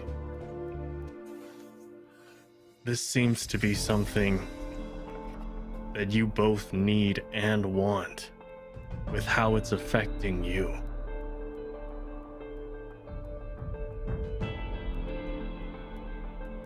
You are the most empathetic technophant I have ever met.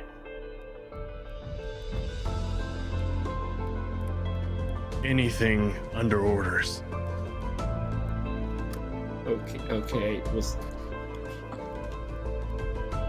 under. Wait, were you like ordered to be empathetic to me? Like, And Yi is gonna try to grab Eli and pull him back to Commander. he'll fall. I mean, it's just like lankiness. Like, what the hell is happening today?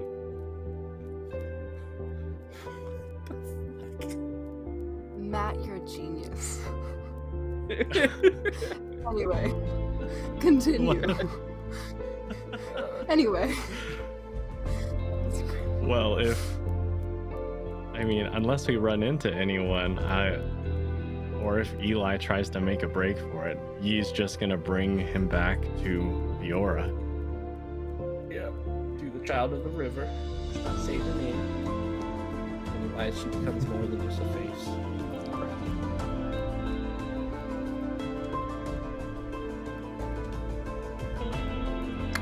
So, are you going back?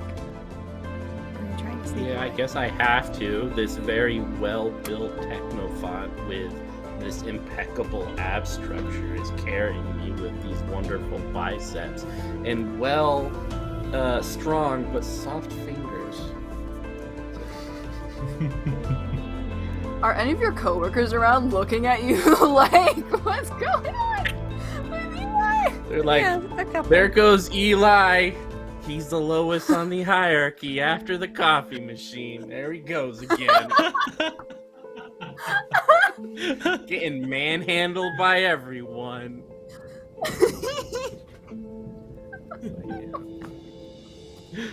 Fucking Tuesdays. Tuesday.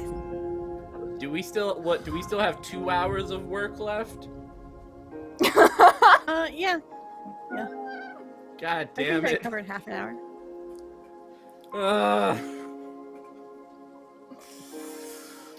Okay.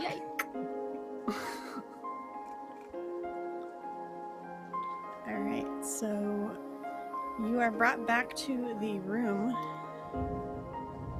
and as you glance inside, you see Fiora probably still standing next to the corpse. Yeah, she's just going But the to corpse be is not kind of. She's probably just going to Oh. Yeah, she's in this time. She probably was just looking it over. She was thinking about putting it back together, and she's like, "No, I shouldn't touch them." Jeebies. Anyway. I apologize for the delay. No, it's okay. I'm sure you took as much time as was needed.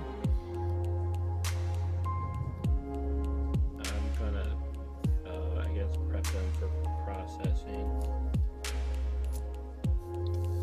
Unless there's anything else Do we need you- to do here. No, there's nothing else we need to do. Do you want to know what they said?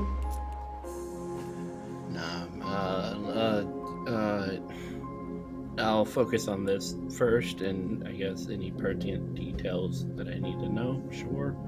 As he takes out his scalpel and starts, like, slicing into the neuronic connectors, ripping them out and putting them in little baggies.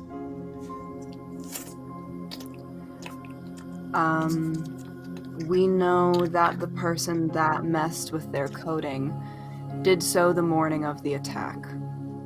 So there's a very short Okay. turnaround. We can go to the coffee shop and we can look and see if there are any cameras or any suspicious activity that was happening before the attack. They said that they were not provoked by the people that were attacking them. They don't know the name of the person who... Jesus Christ. They do not know the name of the Nothing. Don't. Anyway. Okay. They don't know the name of the person who did this to them. Their prime directive was freedom. Mm-hmm. All right. And Okay, what now? all they felt was fear. God, what are you doing? Come, like... Huh? Do you really I'm need setting all it up that? I was setting up for processing. I'm sorry. Did we need them still, or... Fiora looks at the body and just... No, I guess not. Okay. Is this the first time Eli actually looked at Fiora? No. Oh God. Oh! We got some sort of blood on demon. his face. His like scalpel halfway into this thing's skull, like.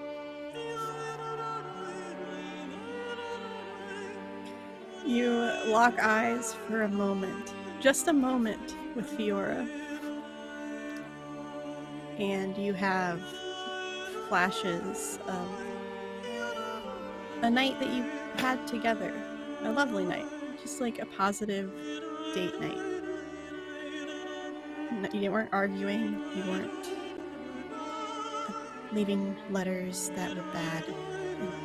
You just had a lovely dinner for two. And we're laughing. Takes out a little tissue. I think I got blood in my eyes. Sorry. Oh God. Also, because you took an anxiety med, or the patch, you will get 2 cards back. Yay! None of it's empathy. He's just gonna like dab his. Get the blood off my cheek. Sorry.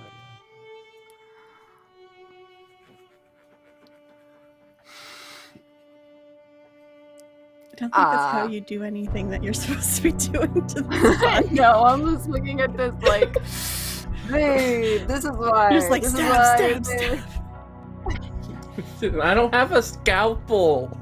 I need to buy a scalpel. Even if you had a scalpel, that would be the wrong way to do it. I'm overacting. Oh. I go to the Nicolas Cage School of Acting. You go straight to TikTok acting. TikTok acting.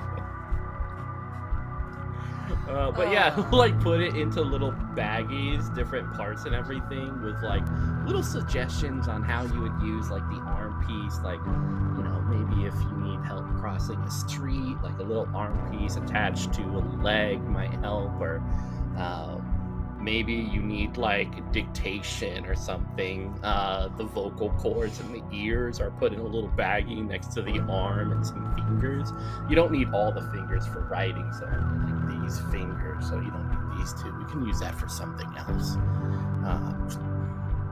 How many hours are left?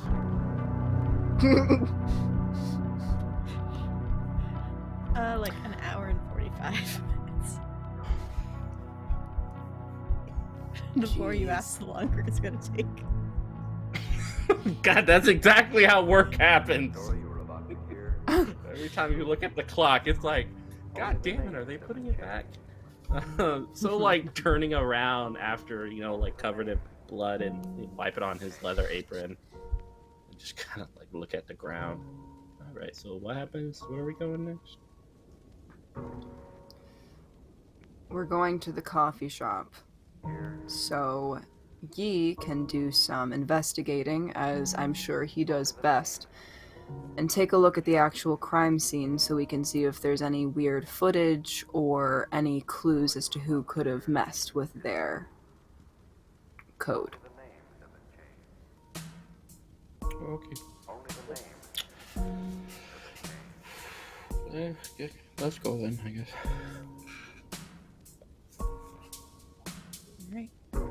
Fiora's gonna walk out the door and down to the street. Oh, go ahead, what? No, you're fine. Once you walk outside, you're easily able to get a carriage to the coffee shop, so it's faster and you're not walking in the rain. Does he sit up front again? Oh no. Absolutely. Oh god. When we get blue next I week, at least we'll have somebody else in this carriage to maybe cut the yeah, tension. can actually I forgot something in my office. I'll meet you guys at the coffee place. All right, I'll just be like He's gonna 3 grab minutes, Eli okay? and pull him to the carriage.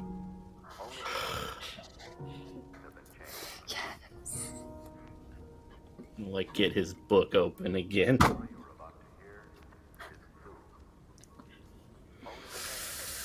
This I'd say time. before Yi walks to the front, he's gonna try to return the same sort of shoulder pat that Eli gave him earlier. What's that? What's that for?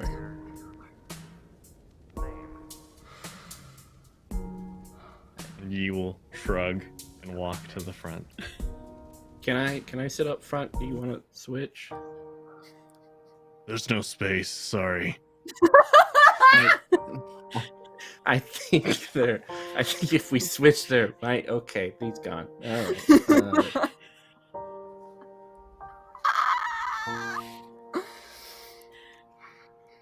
All right. The trip is relatively short. You don't need to talk or look at each other or anything if you don't want to. And you arrive at the coffee shop. Yep. There we go. Go ahead. If you want to do something, go for it. Oh no, I don't. I just want to stare angrily out the window because this is bullshit. But go ahead. Sorry. Okay. Mood. Fiora is staring angrily out the window. So Eli, if you do look up, you can catch a portrait of just an angry version of Fiora, but they're not looking at you. Oh, is this like a? Is there any open air, or are we like shut in? You are shut inside. So like, I think like after a minute he realizes that because of the enclosed space, you can kind of smell her a little bit within this place, which then triggers like all these happy memories and laughs and like. And so he then gets the items he puts into his nose when he like tans human bodies to prevent like the smell from giving him a migraine. So he just kind of goes like, and then goes back to like looking at his book. How dare I have happy memories? Yeah, fuck that. Oh. You arrive at the coffee shop. It is taped off with Technofont tape, equivalent to police tape, but it's not police tape. And there is a Technofant who is standing in front of it on guard. But as they see Yi, they just nod.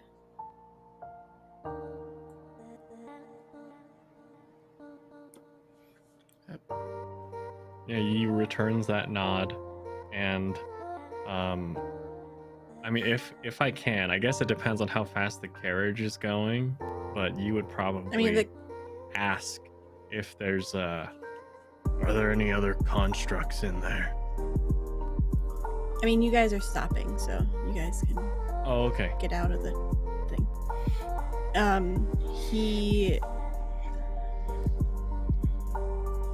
So this one looks like he lost a good portion of his chest and right arm and his right leg, so they're all replaced with machinery.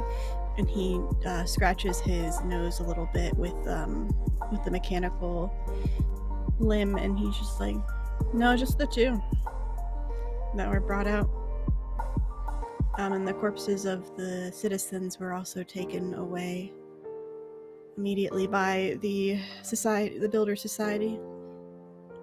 That's good. And you would know that the law is that all corpses belong to the Builder Society as soon as they die. So they have as many parts as possible. It was a law that passed about 20 so years ago. And as it should be. Weird question about that law. Because of religion, are people that belong to the Children of the River exempt from that because it's against their religion? The Children of the River are not exempt by law, but the Children of the River would probably do the illegal action of burning the corpses before someone can grab a hold of them. Got it. That's good to know. Yeah, Thank you. There is no religious freedom compared to body parts. Got it. That was something that started happening when the law was put in place because a lot of people didn't want to see their loved ones as constructs. So they would start to burn the bodies, but that was deemed illegal as well. So being captured or being caught doing so would be a heavy penalty, especially as bodies became fewer and fewer. That makes sense. But the church has their own methods, and they're far enough away from the city that they can usually get away with it. Amazing. No one would ever go against the law. It's necessary for humanity. Yeah. Of course not. So do you guys step inside the coffee shop? Yeah. Yes. He'll take out his nose plugs now that he's breathing fresh air again. As you step inside the coffee shop, there are 4 or 5 tables along the window that you can look out upon the cobblestone street. And you see very easily blood splatter everywhere. You see shattered glass.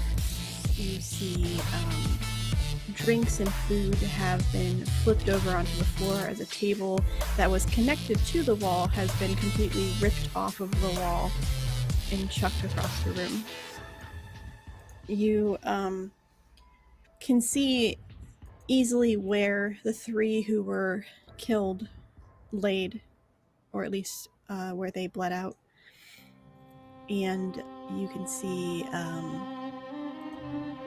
coffee now dried and sticky all over one of the chairs that someone was sitting in, because there is a dry spot where somebody was seated. The wood material that's underneath has actually bubbled slightly. That's how hot the coffee was when it was poured. McDonald's hot. Yep. Oh, Also illegal.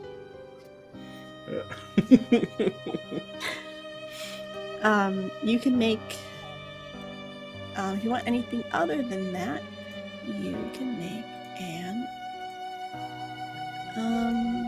perception or investigation. Is that a skill? I don't know. No, well, for the militia, they have trace search, which Oh. is their investigation, since they're the investigators. But we're just dumb in perception, people.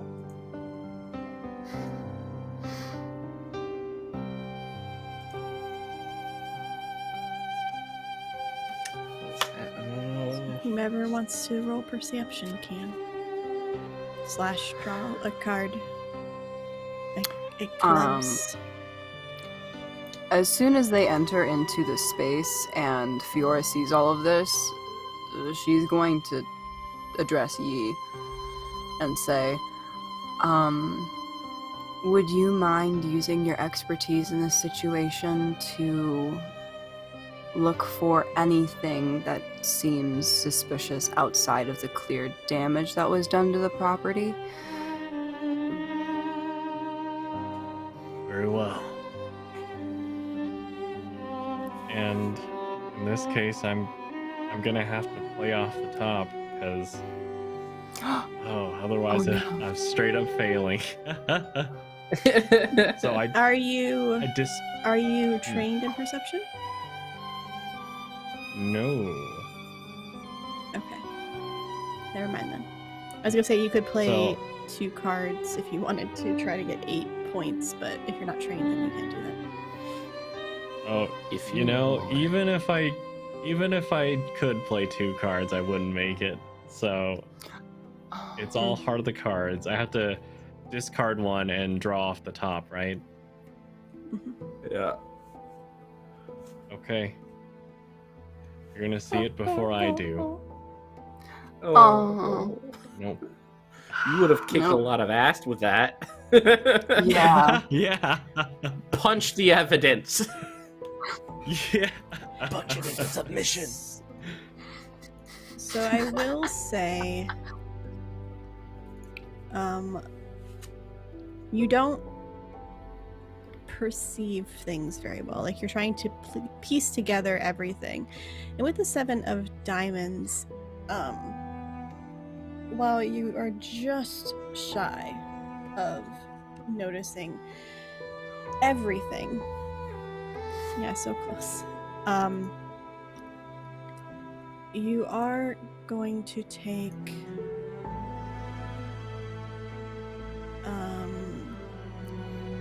you're gonna take something, a consequence, that's the word. That's Yeah. right. I think no. I think it's gonna be you are confused.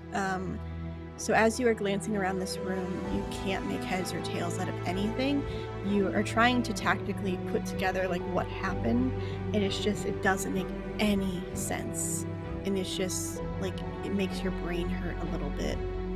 So you're just really confused for the time being. My it's apologies, okay, Commander. No, make a don't play. worry.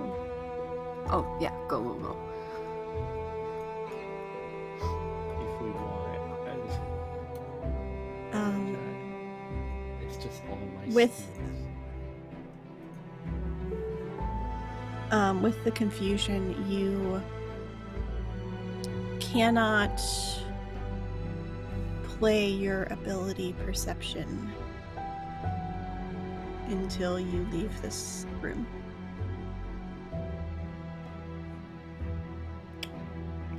I'm trained, so I'll spend my 2. I have a joker and an ace of clubs for 2 successes. Okay.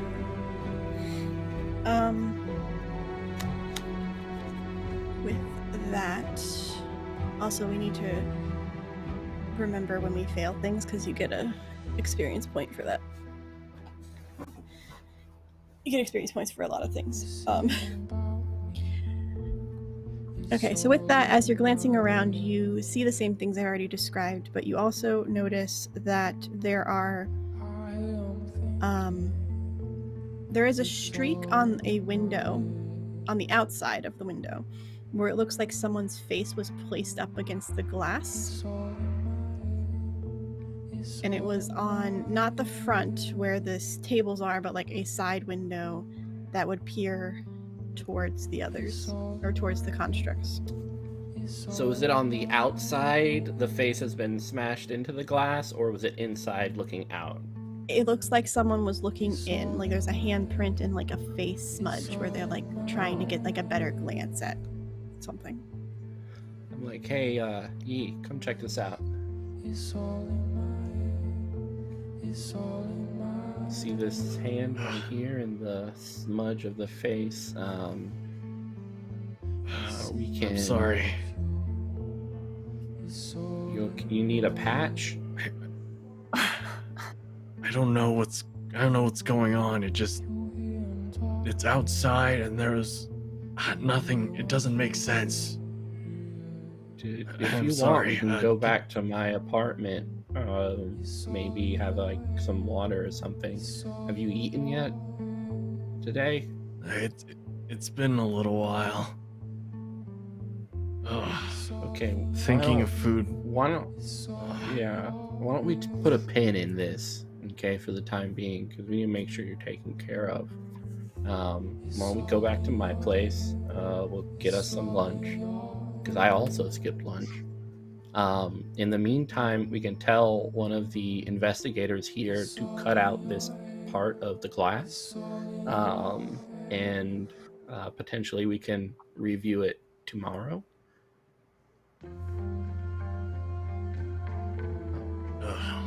Maybe. I'll check with Commander to see if that would be okay. Weird, but okay. And you will go over to Fiora, saying, I'm sorry. I feel disoriented. Eli was suggesting going back to his apartment for lunch. I mean, I haven't eaten yet. Okay, I'll go perfect. Yeah, I'll go with you. Great, thank you. I assume Fiora and he walk back together, and Fiora addresses Eli and says, I have received your invitation to come over for lunch.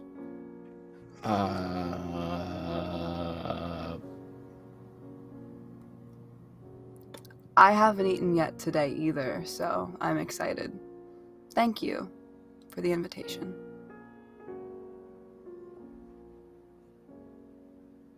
I'll just go up to one of the techno fonts and be like, can you cut out that smudge on the glass for us and send it to the Citadel, and we'll look it over tomorrow. Thanks. And he'll go outside and get a taxi carriage. Yes. The technophant agrees and goes to do just that as you all leave and head to Eli's house. You said apartment or house? It is it's an apartment on the 4th floor. There's only one other person who lives in this apartment with there's 20 different apartments here, but only one of them is lived in other than Eli. It's an old lady on the 1st floor. And he'll just kind of press the elevator, which is this nice little thing he's somewhat proud of. It's a little platform, but instead of gears, it's tanned hands connected to a brain that is underneath the shaft that just kind of pulls on the steel to lift you up to the appropriate floor. So he kind of says into this vocal communicator, which goes right to the audio canal of this brain, which is under the shaft, Eli's apartment, please. And then he shuts the gate, and then the arms start pulling everyone up. There's 6 different arms, just kind of and then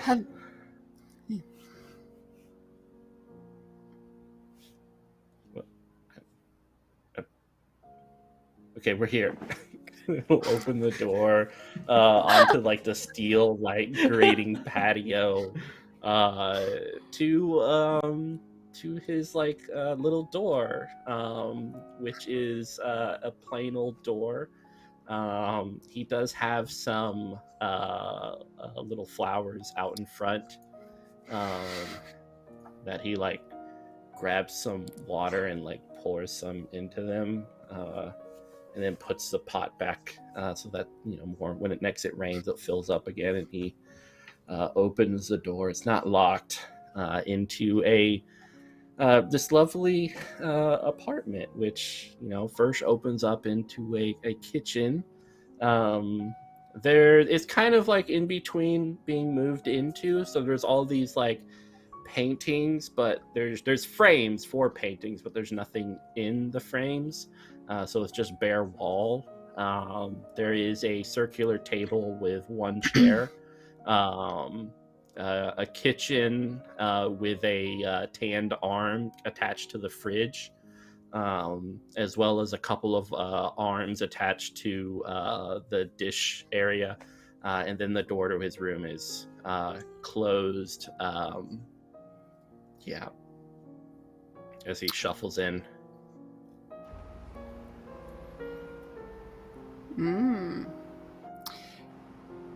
Are there any musical instruments in here? Not in the living room nor the kitchen. Got it. All right. Well, I have cucumber sandwiches that I can make everyone. He just goes over and starts cutting some cucumbers. Fiora addresses ye. Well, I know cucumber sandwiches. Why are you like this? What is everything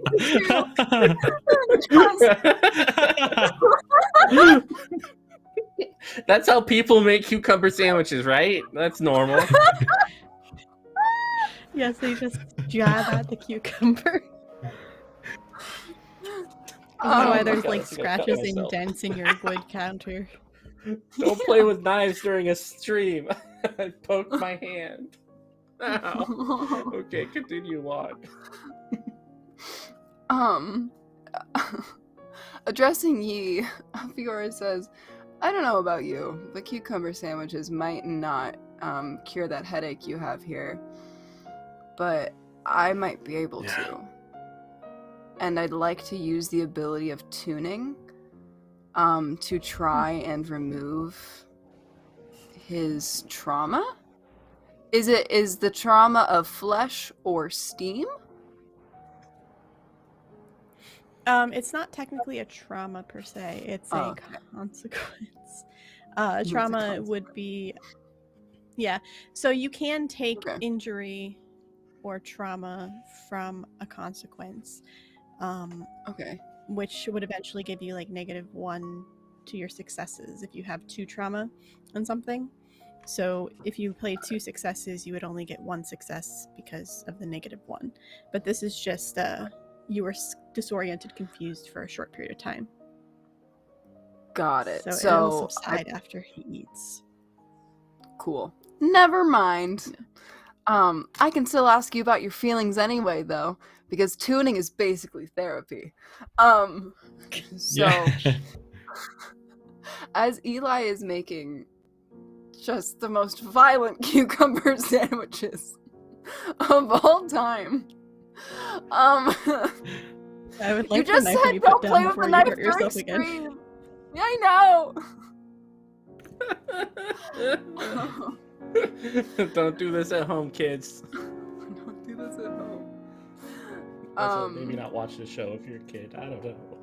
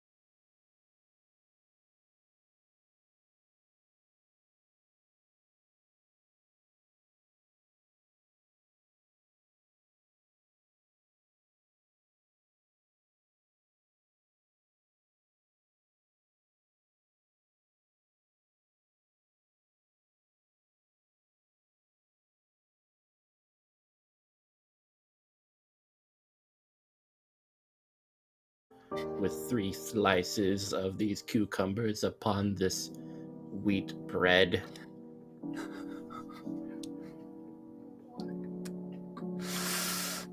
Mmm. Hand you guys them. Thank you. Yep. You can all refresh your cards, by the way. Thank Thanks. bejeebus. Sweet. Thank science. Oh my god. Ah, thank. And yeah. Oh yay. Do we have like the most awkward, silent lunchtime? Ooh, my favorite awkward silent lunchtime. Delicious. He'll like he'll get out like a large like book of human anatomy and just like a teenager looking over like high school memories, just like laying down on his stomach and looking at these body parts and like flipping the page, and like he cuts his in he cut his into triangles. Everyone else is in squares. Wow. That's so rude. Fiora looks this down at her awkward- sandwich. What? Go ahead. No, go ahead. Sorry. Go ahead. No, you go. I was about to wrap it up, so go. Oh, okay. Oh no, we're playing for hours. I don't know what you're talking We're about. playing- What do you mean? It's the only. Oh. Yeah, what? That was Fiora- essentially another work day. Since we're about to wrap, Fiora looks down at her sandwich and mumbles under her breath, "I like mine in triangles too." just shoves one in her mouth, and then looks over at Eli, and takes the I'll other take half her. of his and trades it, Oh. and eats it.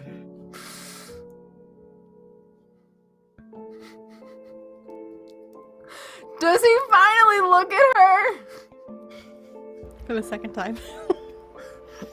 Look in the direction the eyes never meet. So, like, looks at your left shoulder.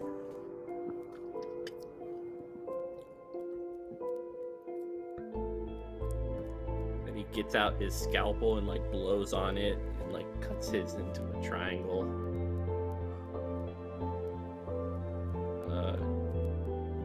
Realizes that there's like bits of flesh and like dead brain now on his sandwich. I'm gonna go take a shower and change my clothes. I'll be out in 3 minutes. Okay. He'll get up And on and that toss note- his sandwich out in the trash. And on that note, that is where we are going to end this awkward meet and greet we've been having. Oh my god. Until next week, where we will have our 4th member join. Oh, that poor And, member. I know. they will like somehow arrive at your doorstep. We'll figure it out next time. Oh my But, god. let's go through and Tech- have everybody introduce Great. themselves. Let's start with Matt. Where can people find you? What cool things you have coming up? Oh, well, y'all can find me, Improv and D&D, on Twitter, YouTube, and, of course, Monday nights I rock as a stand-up comedian bard on Level 1 Geek on Twitch. But that's where you can find me, and thank y'all for having me. You're the best. You are so good at anything. Anyway, go ahead. What? And then Sydney. Hello! My name is Sydney Rubino. You can find me all over the internet at Sydney Rubino. That's Instagram, TikTok, and Twitter. When I'm not here with these lovely people on Saturdays, I have a stream on my home channel on Wednesday nights. It's a Pathfinder 2nd Edition homebrew game. We stream every Wednesday, 8 p.m. Pacific Standard Time, and it is a game where, funnily enough, I play a version of this character, just way more... just not as ballsy. I'll tell you that. But if you like Pathfinder 2nd Edition, come join us on Nat20 Productions official on Twitch. I have a lot of cool friends. They're very funny. Hi, I'm Mitchell. You can find me at Mitchell Mustios on the Twitters. After that, you'll find me running Shadowrun Friday, which is just beach episode upon beach episode. And I'm just so happy to be able to play with you. All the beach episodes. I'm just happy to really play with Matt and Sydney and to finally. I think, is this the first time I was a player in one of your games, Nikki? I think so. Yeah, it's awesome being it's awesome being a player in in a game with you. So it's awesome. This has been so much fun, and I can't wait for the next one. And hopefully, before the next time, we'll also get to see this amazing trailer that Sydney was a part of, where you get to see the inevitable fate of Fiora. Because we all return to the dust eventually. That's it for me. Alright, and I'm Nikki, aka Beholder to No One, where I release episodes twice a week, discussion episodes on Mondays, and on Thursdays we either have one-shots called Beholder One-Shots or an actual play, which next Thursday, Adventure Academia will be starting up, which is a brand new actual play, D&D 5th edition, where a bunch of us are playing as like juniors in a magic school. And I may be playing a warlock, which is illegal in this world. But that's not, she didn't know she did it, so that, to be fair, it's not her fault. And you can also find me here on Fridays with Leave the Tale playing Paladin for Shadowrun, who has a heart of gold that's currently broken as she's trying to rekindle the memories of her wife she just found / remembered, and also try to save her friends as they're trying to cover and remove the bounty. Hey, Vancouver by Night, thanks for the raid. We are just ending, but I appreciate it so much. Perfect timing. Perfect timing. All right, let's play one more hour of awkward cucumber eating. And then next Friday at 9 p.m. I will be on 2000 Tales on YouTube, 2000 Tales role-playing, and I will be playing Teens in Space, where I play Jazzly, a very overly confident human who just wants to party and sing. And then I'll be back here on Saturday. You can also, if you want, you can also join in my page. I have games that I professionally DM. I have openings on both Saturday night at 10 p.m. Eastern and Sunday night at 9 p.m. Eastern that are looking for spots. So if you want to do that, just hit me up. And if you need an audio editor, guess I'm also taking jobs for that. I don't really, yeah, I'm taking jobs for that. That's fine. We'll see. Just reach out. I probably do the thing. I have a lot of titles. I'm also the project manager at Weave the Tale now, too. Hooray. So many things. But we will see y'all next week. Don't forget to check out all our sponsors and check out all the lovely shows. Come back tomorrow to see Thirsty Sword Lesbian Theon Revolution at 2:30. It'll be a lovely time. But that's all I got. C'est la vie. Au revoir. Bye. See you next time. Oh, this poor